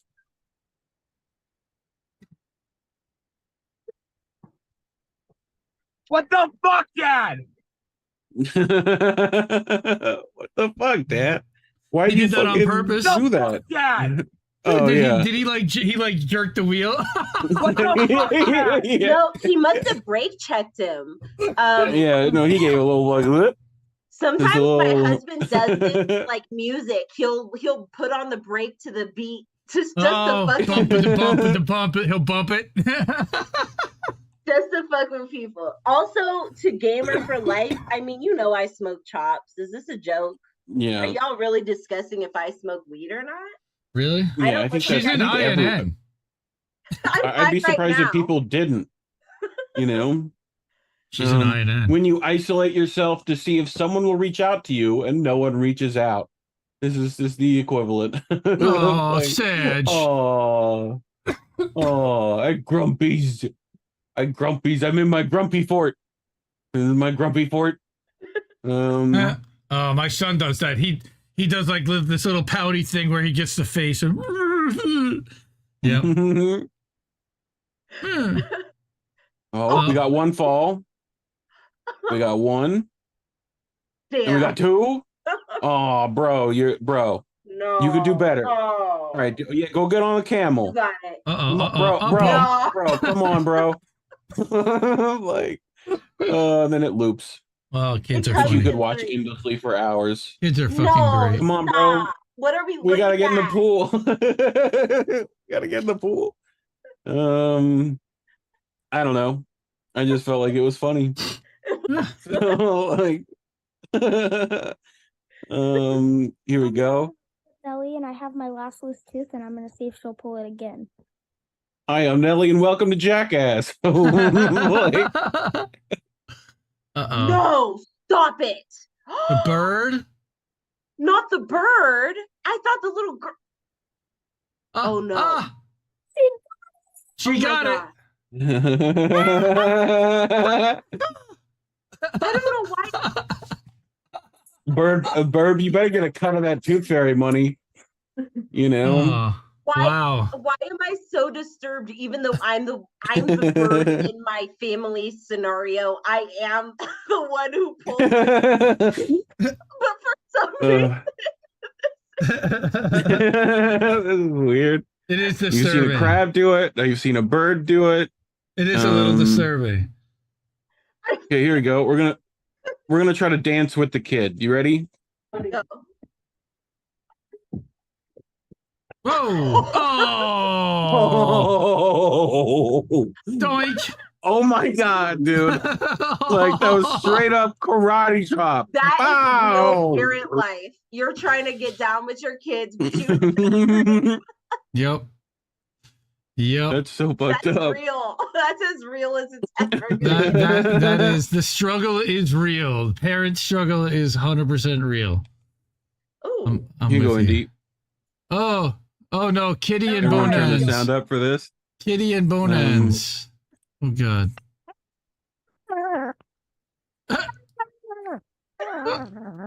Oh my god. Oh my god, that's the sweetest sound ever. Isn't it? Spooky would be losing love her it mind so right now. much. Where's Spooky? Spooky, I know Spooky loves that He's sound. here somewhere. Oh, it's so good. Oh man. Oh my god. This is what you're missing out on, dude. I'm not a banana Yeah. fan. To Tommy, he tortures me with pictures and videos of people eating He's just a bananas. 'Cause lizard person. We went over this. Bananas It are just it brings gross. up so many more questions than it answers. Bananas are gross from childhood. No, not a banana guy. Just keep your bananas. What banana trauma did you have? This is what I want to know. When I was about 6 years old, my godfather had me drink a dirty banana, and that probably changed my perspective of bonans forever. Well, yeah, that might be, yeah. Did you say there's a drink called Dirty Banana? Yes. Yeah, that sounds great, actually. I just started a job as a bartender. I was 6 years. Yeah, I was gonna look 6 that years up. old. All right. Well, yes. Let us look up the dirty banana while you continue to do boats, and I'll show that at the end. Okay. And Yeah. I maybe I'll need to know this someday. Yeah, who dirty knows? banana. I really hope it's just like in my brain canon of terrible drink that it could be. It's just like the old black banana squeezed into a glass with like some rum in it. You know what I mean? Well, Blend you know that what? up on You know ice. what? You'll be fine. The classic dirty banana cocktail combines rum, Kahlua, or another coffee-flavored liqueur, along with banana-flavored liqueur in an icy, creamy shake. All right, you can. I would use. Wait, why? How did it? Yeah, you get just use ice frozen cream bananas. creamy? You can What did You I just do miss? frozen banana. You can add chocolate syrup for a true happy hour sweet treat, or up the tropical taste with fresh pineapple. Yeah, it's like a Dole Whip. You ever heard of that? This is like tiki shit. I believe it was Kahlua and Irish coffee mixed with. Oh, yeah, this some like kind goes of in a banana coconut. and ice cream. That my godfather. A little I was float of 6. 151 on top. I was 6. Light on fire. That tasted disgusting to me. Like alcohol and Sounds I was delicious. 6. Yeah, it I don't sounds know try why Dole my Whip. brain thought there was gonna be like Malibu or whatever those coconut. You know, I Well, thought yeah, there you was- can Sure. put Malibu in it. It says combines rum, I would Kahlua, suggest or coffee flavored liqueur. plantation. Mm-hmm. Plantation rum. Coffee It's a banana? Jamaican rum. Got hint of banana in there. Very good. All right, is that Tiger That's what I going go with. Tiger? What is that? Oh yeah, God. That's yeah, a tiger. The tiger. Oh no! And this is a ducky.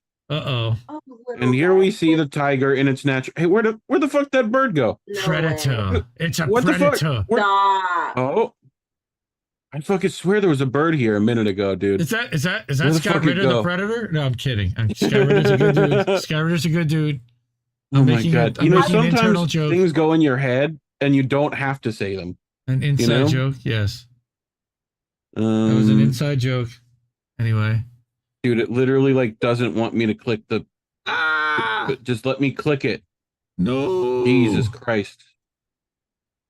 Like Oh, little and Sebastian. Okay. action. Little Sebastian was a miniature pony. Wait. These are horses. There was 2 doing it. Yeah, there's 2 of them, dude. You got an itch, bro. You got to scratch that shit. Um, You know, my Is butt that- itches. is that like the horse? Is that like the horse version of the rabbit? Is that what's going on there? I mean, you know, Hey. what happens in Vegas, I guess. Like, Phew. you know, speaking Yes. of horses, Shout out to Tara Reade, our sister out there in Moscow. Can you hold the fucking light straight? No. I love how he drops the flashlight afterwards. Like, can you hold the fucking light straight? That's great. Fuck you. Why has he That's got? awesome. Well, I guess it's Maine, but great it looks like face. a wig. For some reason, this looks like a horse toupee. Like I don't, you know. It looks like a person wearing a horse head, but Yeah. All right, you ready? Kitties. This one's very good. Oh, kitty.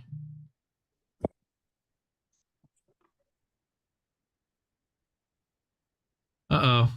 No sound. Bye-bye. Oh, we had no Bye-bye, sound. kitty. No I had no sound. sound.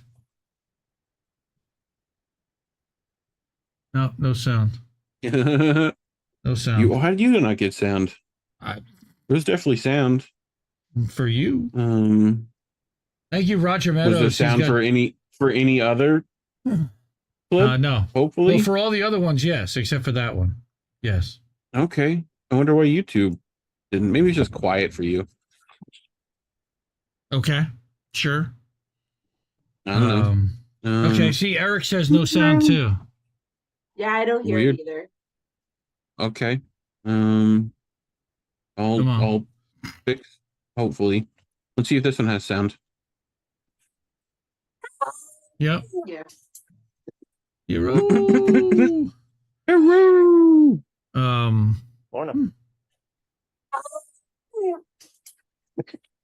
That's so cute.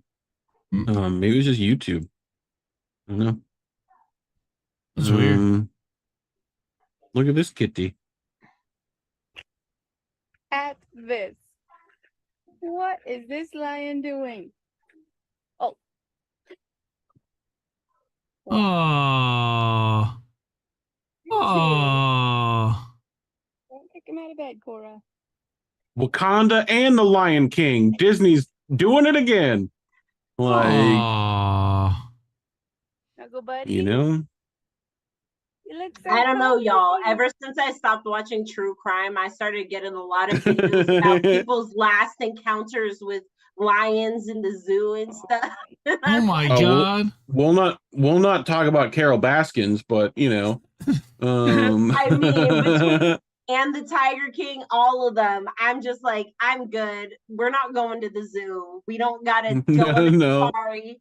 I don't need to No. take a video of you with your panther friends from close range. Have you seen the ones like in the Middle Eastern ones where they just have like leopards like in their living room, you know? Just like these like Saudi Arabian guys who like that's their big flex is like getting some big cat, and it's the most terrified. They're just like in like this super rich, super clean. It's like Kim Kardashian designed, nice house, right? With, like, an Yeah. ocelot. Like, And then they just have they throw some little person to a lion that's chained up in the corner. You're like, what? You're like, what is going on? there's so many violations going on. So many, you know, and they put it up on TikTok and they're like, yeah, this is fine. And other people are like, I can't wait till I'm a billionaire. And go can viral. afford a pet that can murder me. Anyway, I mean, you could just get problems. you could just get a monkey with an onion. Oh my gosh.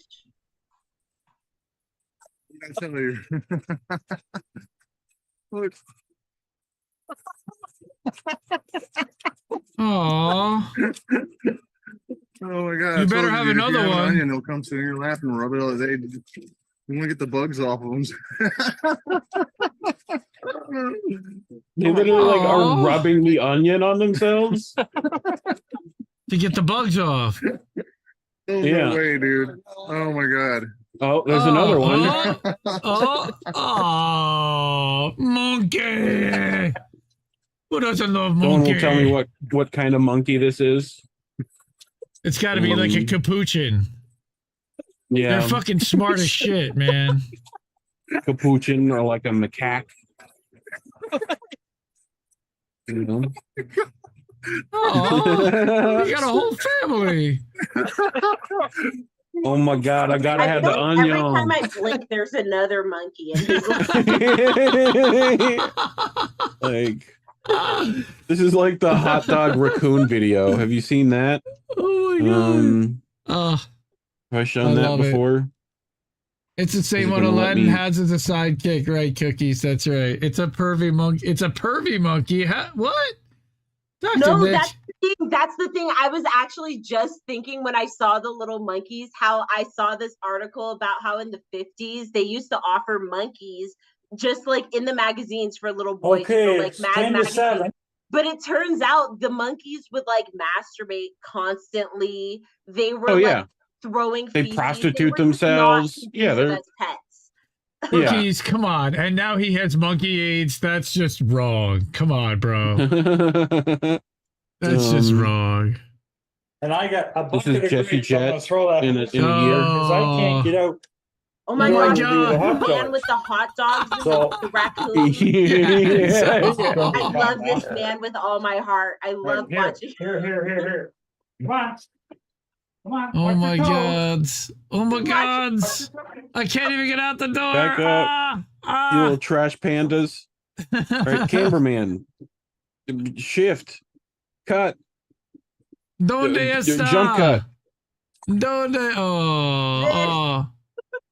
This definitely will be Jesse's Snow house in a out right year. now, Look how and the chubby they temperature's all low. are. He has them Oh so my well god, they're fed. little Grapes are gone, chonkers. the whole bucket, Yeah. just 2 seconds. The whole All family. the guys, grapes are come on. gone. Let's Oh my god. go. You ready? Night I'm gonna sit in 3. the snow-covered bed. This was just Look night how 3. many hot dogs. Oh my god. yeah. Yes. Yes. Yes. Yes. It's like the Matrix. I'm He's just trying to wall-to-wall fight him raccoons. off. You ready? Look at the little one on his go. shoulder. That's just like holding the Oh my Luigi. Nom, nom, This nom, is nom. crazy. I love these little boys You so know, much. 30 raccoons at least. I don't know where they all come from. I don't know where they all Oh, come they from. came Huh? from the I Raccoon can't Council, imagine. bro. Yeah, they all love me. Yes, I bet they do. Yeah, because you give them hot dog. They love hot Yep, dog. I got Buddy hanging off me. You get a hot dog. You get a hot dog. Yeah, Here you Oprah. go. Ready? Here you go. We all get hot dogs. Yay. Like it. Oh my god. Anyway, I love this dude so Things very sitting much. Down. I got He's- 8 pounds of hot dogs here in this bucket. So 8 pounds of hot dogs that are like half gone. some old people get Okay. very happy and some old people get very cranky. He's one of the happy ones. That's all I can say. Mobbed by raccoons is the name of that video. That's great. Oh my Here we God. go. That's so that is a kitty on top of like a stadium. Oh my god. Like, Oh my bro, you're not God. supposed to be up there, dog. Yeah, but he's gonna land on his feet anyway. You know that. Whoa, oh, oh, Oh my gosh. One hand. Whoa. And they got him. Dun, They dun, caught him dun, with the dun, American dun, fucking dun, flag. dun, dun, dun, dun, dun. That was Mission Impossible, bro. Like- America. That's America. Fuck yeah. Literally caught that cat with a. The cat I'm not probably would have gonna been lie, one of my fine. pet peeves is when people chant USA, but It's I the feel like worst. that might have been inappropriate. That should have warranted that. Yeah. Although that cat probably does that all the time. Like when no one's there, American the cat's just like, I'm just gonna drop down. You know, I do this fucking this is normal shit. You are hearing this, Like- right? It's an American tradition. Yeah.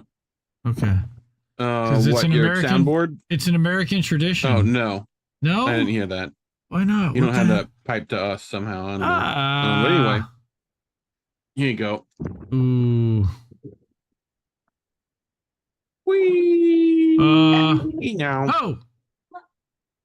Those are good poppers. Oh my Like- goodness. Oh no. Tasty treat. A little delicious little person. Oh, here we go. More poppers.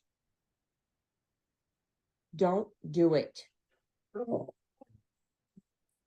No. Everyone's asleep. Shh.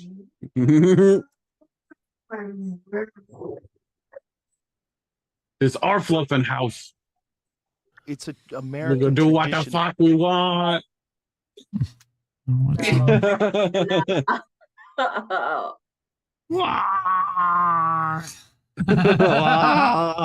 The face.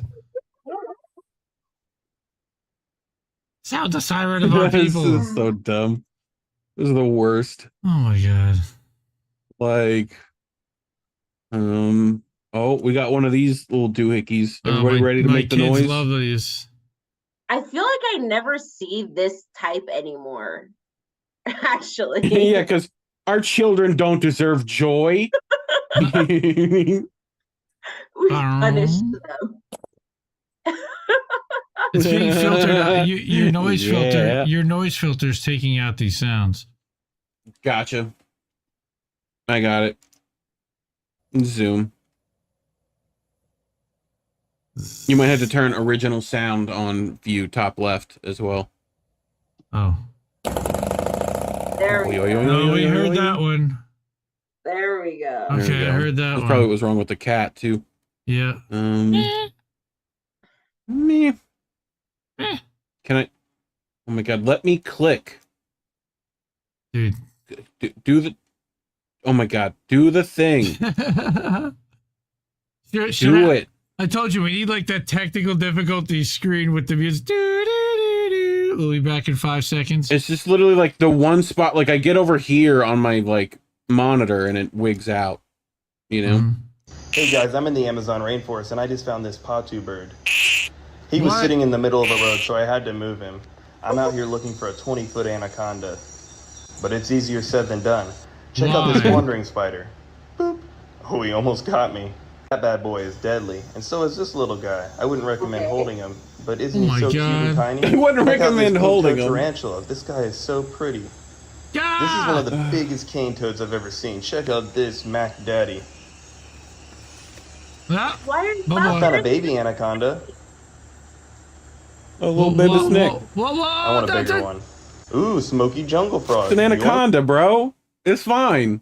Dude. They're not poisonous. They're constrictors. You're good. He's definitely not very happy with me. Ooh, check out this coral mud snake. Yoink. Yeah, we're doing These that, guys Eric. are He's rear closing fanged him after he aquatic plays snakes, it. Just mildly venomous. Check out this giant waxy Look monkey at tree frog. that! Sometimes they Look at wear that! cowboy hats around I'm here. dead. Put the cowboy hat on the frog! Oh my god! Yep. Turn the freaking frogs gay. That's what he did. Oh my Honestly, god. that to me reminds I know this is very unpopular opinion. To me, that reminds me of basically what I remember the crocodile hunter doing when I was A little bit. Look at this really poisonous like, fucking go thing right here. tackle- I'm gonna fucking touch it. I'm gonna fuck it. Crikey. I'm gonna try to fuck it. They're in his natural habitat. I'm gonna go fuck him up right now. I really want like the super like I just want like Tyrone out there doing that, you know? Oh, like that's look at good, this fucking Cookies. piece of shit. Like I'd so love that. Like Like holy motherfucking bison on our turf, son. You Like can tell the you gay, know. You could tell the gay frogs by the cowboy hats. Great comment. Cookies. Yeah, I mean That's awesome. yeah, dude, Is he exactly. wearing buttless chaps? You know, Yeah. literally. I just can't quit you. All right, Nipple they're trying to clamps. get the mouse. That's what they're trying to do. You ready? Let's get that mouse. Oh, there it is. That is not a mouse. Look at that. Where's the kitty?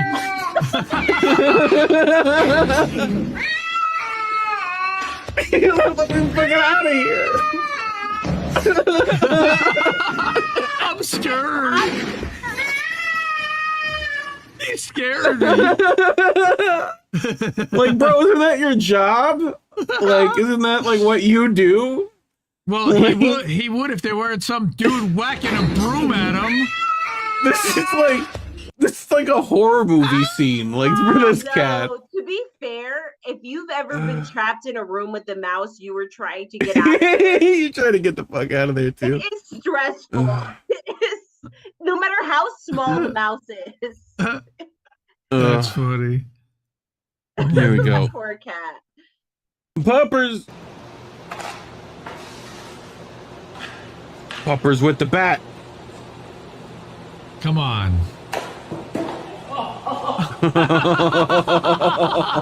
He redirected the ball right into the guy's nuts. Oh, fuck, dude.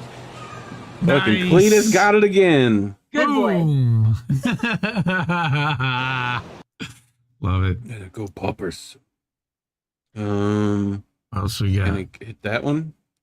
My girl said no more sex in bed until you put a ring on it. I hope she likes it.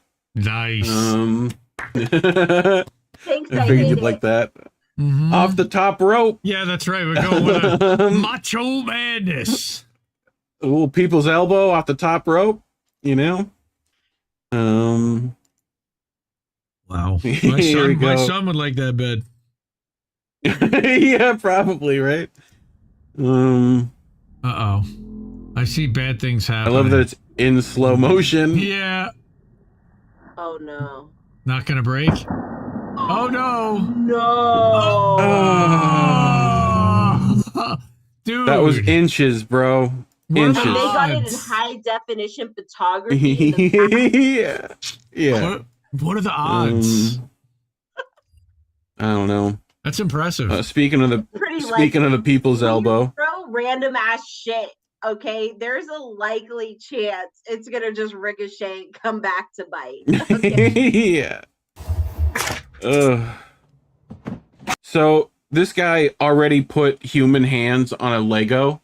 I hate it. So and then they told him you need to put a face on. So he decided it's gonna be The Rock. It's got to be The Rock. Yeah. Naturally. Oh Fuck my you, God. Rock. Give me the belt. Yeah. Okay, that's kind of funny. Isn't it though? His neck, like the back. Yeah. It's so Yeah, but fucked up. that's a mold. Like- That's what his neck really like. That ridge in the back of his that's neck 3D is printed. for real. Yeah. That's yeah, for that's real. Like motherfucker worked his traps that day. You know. I love how blown away you are by that ridge in his neck. But it matches so expertly with the like block proportions. Yeah. Yep. Roger Meadows, don't forget to rock the fin. He's trying to make jokes. No, He's trying to make jokes out here. No, he's got some super rays that we're gonna read after we're done with boats because that's funny shit, and that's not funny. Oh, these people! Oh God, here we go. So we're on an airplane, and this is what greets you on your plane ride. This lady's fucking Birkenstocks, or whatever the fuck this is. Wait, how tall is she?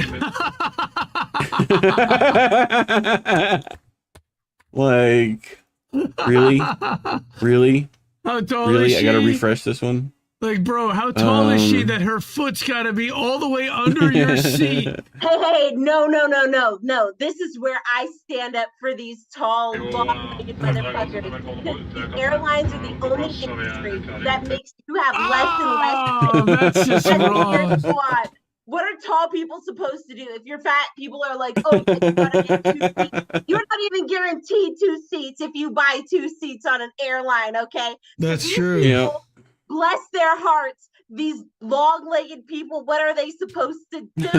These long legs. The long legs. You gotta get aisle seats. And then you're supposed to go beg to your fellow customers to see if somebody will accommodate you because the airline sure as fuck won't. Okay. But so Right. it looks like that's like one of those really small planes where there's only one seat in the aisle. Like it's if you like Yeah. Just saying. Okay, but that's nasty. All right, It's that's still gross nasty. for toes, but Yeah. Okay, at least you That's my fight. concede that. Yeah. Here we go. These people might go flying. We'll see. Uh-oh.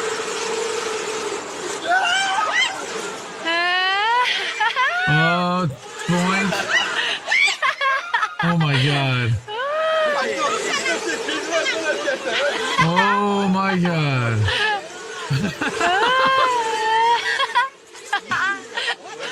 Uh-oh. Uh-oh. No, that's going fast. That's going fast. Oh my god, stop it. No. Hey, you might want to stop that thing. Oh my god.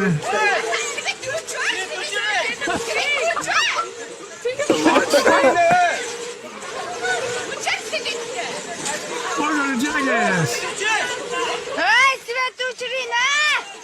Oh, this is definitely not in this country.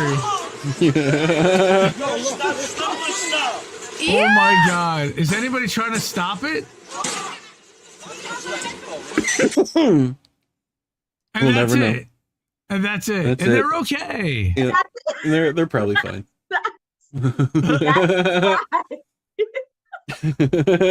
Coming to a county fair near you.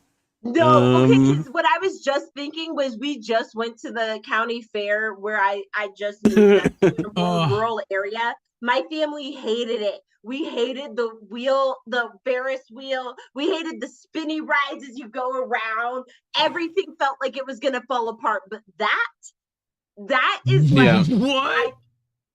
Imagine putting yourself on that ride or your kid. How do they apologize for that? Thank you. You gotta- What do you say when someone dies? What do I gotta do? Or severely You gotta get one of traumatized, these. They have head trauma from that. You got to get the Oh my Titan god. to Ocean Gate. Oh my Nice. god! I love it. Hot Wheels. Nice. Who did this? You know, Who did like, Admit it. I don't know. I hope So this isn't good. real. So good. No. So I mean, I laughed yeah, when I the mean, billionaires died, but even then, it feels too soon. I used to love the ride at the carnival where the force like kept you against the side of the thing and you could like crawl the side of it. Like, God forbid I would let my child get into that goddamn thing. That is a death trap and a half. It's so funny you said that because I let my child. Yes, I love it. Dragon theme. Nice. I thought it was a different ride, and they were like, "Can we go on the dragon ride?" I tell you, they both got on that ride. By the time they got off, neither one wanted to ever ride. Nice. Yep. We were done with the carnival. Nice. Well, you had to experience it once, kids. Now you know. Well, all right. They were like this. I have like a picture of them inside of a dragon's belly, just holding up. That's great. What do we got, Reade? So they're gonna try to throw this lady in the Parent of pool. the Year award. That's great. Uh-oh. She's being tossed in. I think they're all going. You know what? Yes. Oh. Good for you, girl. Oh my god, yeah, throwing phones out. You know, that's what you get. That's fucking instant karma right there. Bang. You know? The ride was called the Roundup up there. Yeah, that's right, Eric. For us, it was called like the Whip or something. I feel like Oh, why? we watched this, and it is. The comments are great.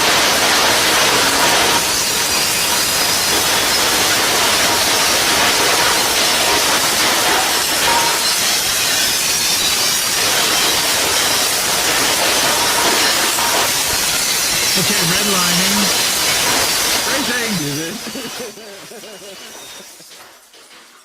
Turning you down. Phrasing. Yeah, no, it's fine. There's another video. There's another video where they roll all different things down that staircase. And like the comments are, I've been watching this for 45 minutes and I can't stop.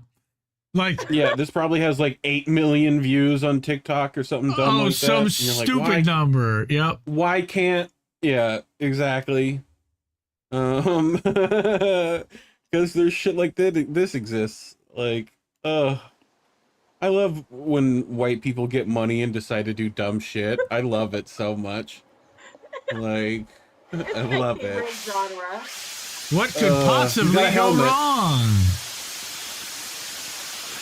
Fire? It's oxygen. Oh. Like a Scott pack. Oh shit. Oh shit. Oh fuck. Oh shit. Whee! He let go. Don't let go of the hose. No. Now you gotta wait for the thing to run out. Dude. Now you gotta wait for the thing to run out. Oh my god. Oh, that's great. Very much redneck engineering. That's what that felt like. That's great. All right. Here we go. This guy is the man. The man. You cannot get cooler than this gentleman. By the way, if you've ever wondered how glass was made, it's made the same way as it's broken, with a good blow. Let me introduce Mr. Bill Hensel, the man with the balloon barrage cheeks, who smokes as he blows. Wait. Come on! That motherfucker just pulled. He stores a cigarette in his mouth while he's doing that shit. That is some 50s shit. That is No, that's like some wild 30s shit. or 40s shit. That's not even 50s. The thing is, this motherfucker taught some 9-year-old laborer. That guy taught some. Yeah, that guy taught some 9-year-old laborer how to do the same thing. You know, like. Do it again. Do it again, mastermind. Do it again. Do it again. In their cuff. That guy. Oh, I saw this. So, yeah. Oh, I yeah. saw So, yeah. Here's this the Vegas sphere, whatever the fuck they call this thing. $3 billion. Right. And it does shit like this. But you know what else it can do? It can fuck up. You know, if I could. Because Windows is such a fantastic program to work things on. Like, it does shit like this. It motherfucking blue screened. It blue screened to death. That's great. Oh my god. It did a blue screen to death on the fucking dome. Come on. That's so good, dude. That's gotta be photoshopped. Oh, I love it so much. That's gotta be photoshopped, but it's great. Anyway. Can you imagine living next to that thing? Like, oh my god. Oh my god. You know, it's burned into my brain. It's like visible from space, right? Yeah, something like that. Yep. All right, Mega Sours Raspberry. Holy shit. Well, it's like making her sick just smelling it. Is it gonna be like worse than Warheads, or what are we feeling here? Oh, yeah, it's like way worse. Oh yeah. Okay. Go keep it in your mouth. You can't Cheers. Is it chewy? No, it's not. It's hard. It's hard. It's a hard boil. God, eat them already, girl. Let's go. She's afraid. She's lit.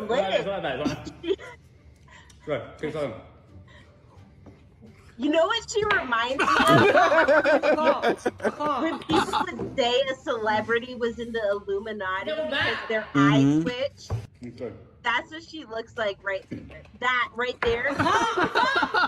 That looks like somebody would be like in the Illuminati. Like, oh fuck, Anunnaki. That's what I'm trying to say. So fucked up. Dude, the faces that lady made were just the funniest shit I've ever seen. Wow. Like that one's pretty good. That's perfect. That's the one. So good. Wow. This is pretty baller too. I'm a fan of this. Whoever did this, good job. Bring the doctor to me. Molly, she's right in front of you. Yes, my lord, from my perspective. Holy shit, from my perspective, I was still talking. Now, what's wrong with my wife?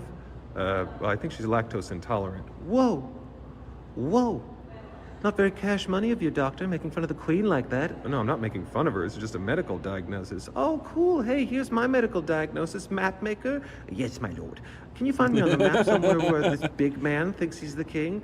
Yes, looking, my lord. I'm not seeing big man kingdom. No, you're not going to find big... No, give him a minute. Keep looking. No, I'm still not seeing big man kingdom. Hey, everybody, what do you think? I think his belt is too long.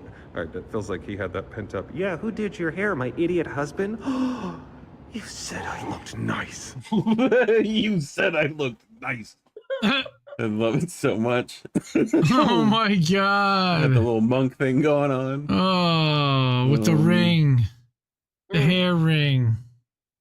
That's gross. That was literally so the hair wasn't in between you and God. That's what it was. By the way. You gotta have a direct link. Mm-hmm. Not even joking. I wish I was joking. That's what literally what it was. So much.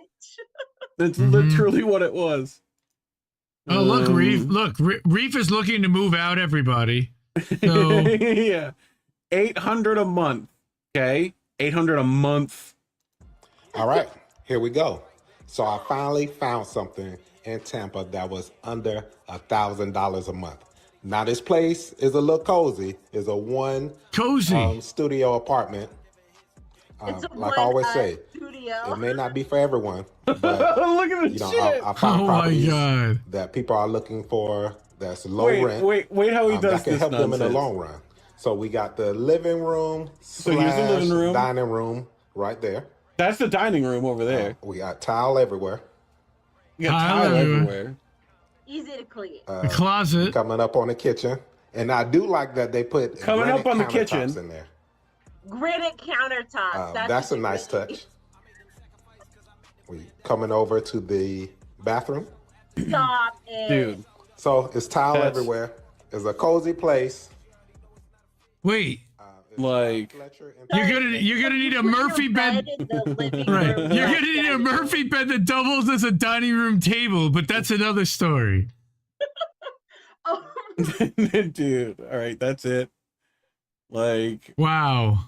I hate it so much. Tiny house. Hey, by the way, Ed Heller, I believe, sells tiny houses, so check him out. Yeah. On wheels, no less. You can move. Wait, but the worst part is like it's $1,000. You don't have anywhere to like even move. yeah, like that's under 8. What is it? What's the comps in the area? Like, you know. Oh my god. Anything you cook is just gonna stank the whole place. That's only for one person, mind you, because you know they not just I mean anything the bathroom is right next to everything. Like, so forget about that. Like bigger than the kitchen. I don't know if you could fit 2 people and you certainly can't get a couch. Maybe you could get a chair. Wow. We live in hell. We live in hell, everybody. I hate it here. Yeah. Okay. Yeah, but you know what's going to happen? Some family is going to pay for that. But how dare you not have kids? Okay, how dare you not have procreating and having 5, 6, 7 kids apiece? Dude, in Tampa, that's literally going to have like a family in it. I guarantee you. Someone's going to be roughing it that hard. Because it's like less than $1,000. Jeez. Anyway, we're in prison. Not a Texas prison, I hope. Who black and with him? Who black and with him? That's Hersky. How you coming, Uh-oh. Who did it to Ben? Uh-oh. Oh, okay. Who did it? Clean little tuck and spring. Who did it? Why? Oh, fuck, dude. I knew something was coming. 8 weeks in the hole for that embarrassing display. Somebody should have said something. Oh yeah, when he literally was like, there's like literally an entire cell block of dudes that definitely knew that was happening. Like dude with the little mirror out his cell door definitely saw that shit. You know? Y'all out here practicing together, but nobody's gonna like spot somebody. Yeah. Right? Nah. Dude, I want to see them on the parallel rings, man. Nah, They're no gonna be more great. no spotters in prison, man. It's every man for Yeah, himself. Spooky's in the track so hard off cement floors. Yeah, you're supposed to have like a tramp run. Yep. You know, like mats or a spring floor. Yep. Is this CrossFit? We got a few more. Is this what here. CrossFit is? Yep. Wow. Oh, this is dumb fit. Dumb fit. Oh.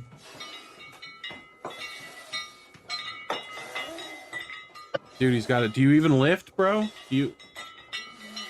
I love that he's making wind chimes. Come on, lightweight. Lightweight, son. Oh, come on. Get that shit. What? That's what I'm talking about, dog. I'm John Knoxville. We're gonna jackass. That's probably only like 80 pounds, but you know, like, is that a stereo you've tied to and a lantern? Dude, I didn't even notice some of that shit. Wait a minute. Like, There's two 45-pound weights under his nuts, bro.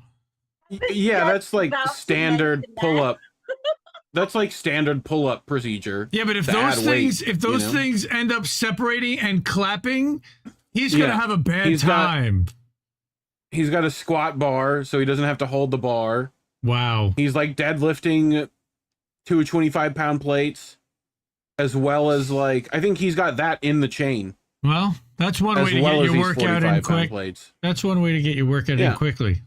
Ton of stability work. Like this is a thing. Like but you don't have to go that hard, bro. You don't have to do it like that. Jesus. But anyway, well, which one's this one? Oh yeah, you ready to? You know Ian things here. Yeah, we do. With bangs. And it was 4th of July, so we have quite a few of these to get through. So And everybody kept their hands, we think. Uh-oh. He's launching a flaming soccer ball at the goal. yeah, fuck yeah, dude. Nice. Netherlands be doing that Tommy, shit. Look at her face. It's great. Like, what the fuck? Did it freeze? Yeah. Oh, that's awesome. Holy shit, Oh, that's but wait. brilliant. Well, wait, this guy almost died. All right, come on.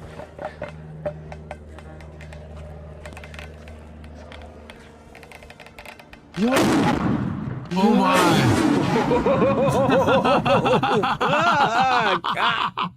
I literally exploded in his hands. Like, I love the trying to figure out what that sound was. Boom. Oh. Why does that not happen at an NBA game? You know, I want to see that. Suddenly the ball can just explode. Like, why? Because they professionals. LeBron takes it into the paint, sends it to the rim, bow! Like, it'd be amazing. Damn. You know? Look at that. Like, Look at that.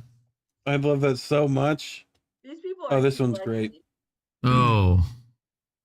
I Here love you go. barbecue. I'm a barbecue hound. Uh-oh. What is she? How's the steak?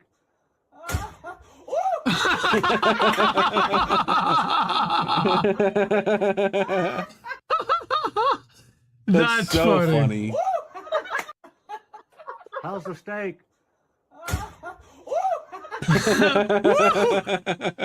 The reaction's even better than woo. Yeah, I like her reaction. She knew she was being foolish. Damn. Lululemon got hot, didn't it? Damn. It got hot. Damn, that is some serious ass right there. Uh-huh. Here we go. I'll say it. Yeah, I'll say it. Fuck the police coming straight from the underground. Like, this is our America. Bow! It's so good. Nice. Fuck you, Officer Crunk. Get the fuck out of here. Oh, fucking, and they hit that motherfucker right in the, like, Right in the grill. right on the windshield, dude. I love it. That's so funny. It would be better if it loaded, but okay. It does Yeah, at this. the end. I don't know why America. it does that. America. One day Reddit is gonna figure itself out. Here we go. Last one, touching the dryer, gets a case of beer.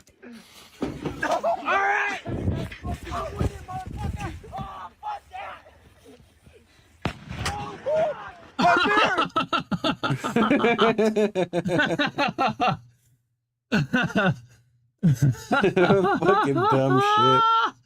This is why women live longer than men. That was literally a subreddit. I will say it. I will say it. Here we go. This is just I gotta refresh this one. So that we can maybe get the ending.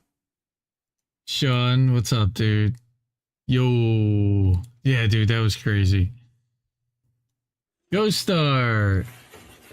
Here we go. Oh my god. It's just that. But he's okay. I think. Just that scream and then explosion. Oh, that's probably not good. Oh my god, dude.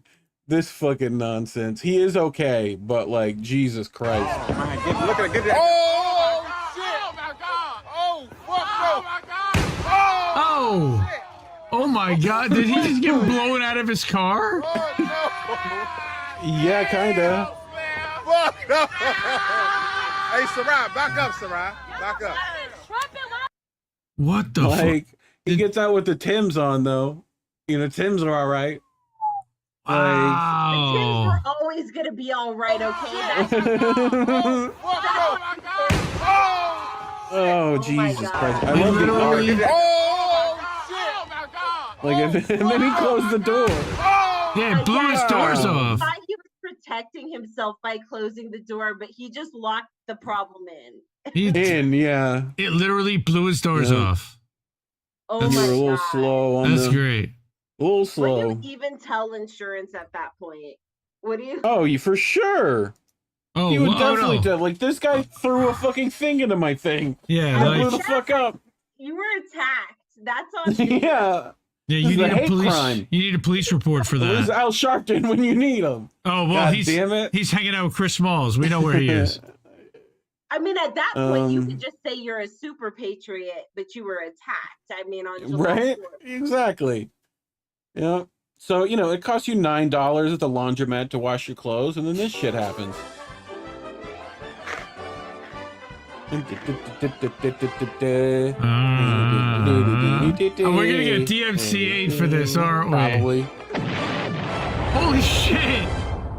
Oh my god! Fucking thing just literally fucking look at that shit. Oh my god. Was it the Acme Like, laundromat?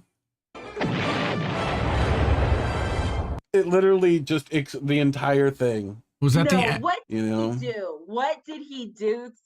What did he do? What dude? He used ancient Chinese secret. All right, he used Damn. those that special Done, fucking and flick. then he left, or he just had very lucky timing, and somebody else did something. Something is so wrong. Left a big lithium battery in there. Who knows? Nokia. Like left a Samsung in there. I don't know. Jesus. All right. So here we go.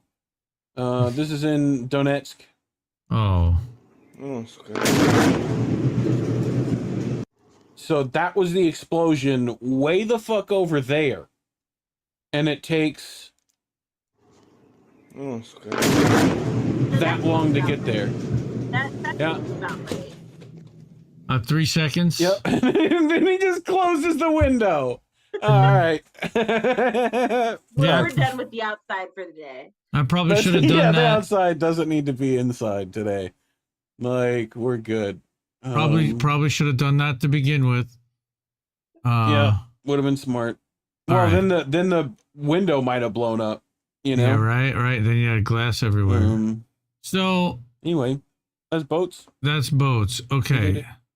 We did it. All right. Let me go to 3-shot, and then let me bring up real quick. Roger Meadows dropped a couple of super rays or whatever you want to call it. So he said, okay, I've been chomping at the bit to respond since I picked up my customers for an hour ride. First, Abbott in Texas legislature is a motherfucker. Workers might have to walk off the job if they're denied water breaks. So the law says it's not mandatory. Business offers it. Workers can use that as leverage to use against businesses to withhold labor unless you offer water breaks. Also, looking out for prisoners without the general populace not in prison. Those same services first will be a hard sell. Regarding education, never underestimate the curiosity of a child. Trying to hide the information from children nowadays during the mobile internet age, you have a better chance trying to shield them from porn sites. All the toothpaste is out of the tube. They're losing it and they know it, or they're losing. So yeah, I agree with you on that. And then also let's do this and go slideshow. This week, we'll wrap this up. We've got Monday, I think we're going to have Politically Homeless. Greg's been talking about, he needs a break or so. He's got a lot of stuff going on. I don't know. Tuesday night is Seuss Talica on American Tradition, 10 o'clock. I cannot wait for this. I got 3 stories that I sent to Jesse, Dr. Seuss stories, and he's got 3 Metallica stories he wants to play acoustically, so Seuss Talica is born. Wednesday night, INN News, Colin and Reef. Thursday night, Bread and Circuses. We'll have Chris for sure doing some stories. Friday, we've got Angel in the afternoon, and the rebrand and the new show did very well. He had the most viewers he's ever had. He was so psyched about that. Check that out. And then in the afternoon, we're going to have the Politics of Survival with Tara Reade. She's going to have somebody. I know who it is. She sent it over to me, so stay tuned for that. Friday night, boats smashing into other boats. So basically, what you just saw, we're going to run as its own show on Friday night for like an hour. Saturday night's Bitch with Comrade Misty. You can go back and see this past Saturdays. And Sundays, we'll be back here next Sunday night for How Do We Miss That? And who knows who will be with us then. So, yeah, man, this ran long, I know. Thank you, everybody, for hanging with us. And it was such a blast to hang with Tatami. And thank you for sticking with us for, close to 4 hours between when we started the pre-call. I literally said we shouldn't keep her 4 hours, but I never expected it to be this. We haven't done this in a while, but this was a lot of fun, and we'll have to do this again. Tommy's going to be doing some more stuff for INN. She's going to be pre-recording some stuff, sending it over to me. I'll post-produce it and put it up to INN exclusive. We may have her do some other stuff on the network.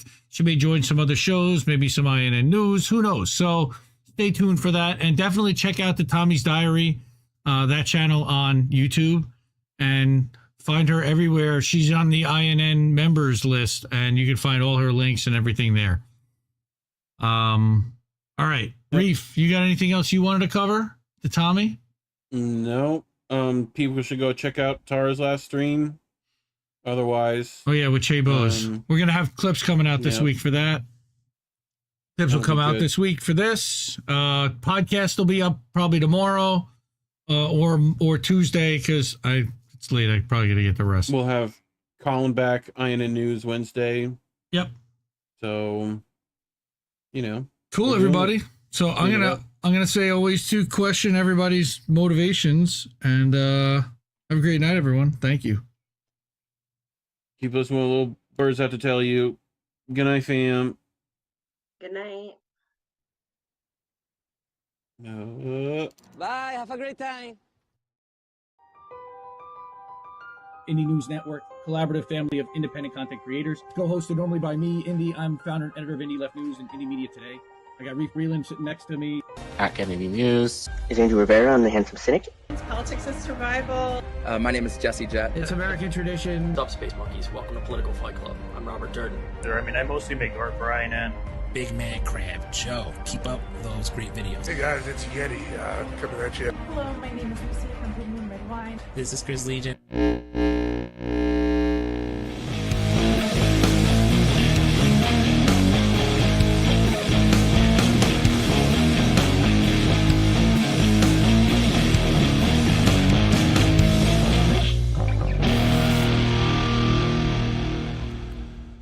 Keep fighting that good fight out there, guys.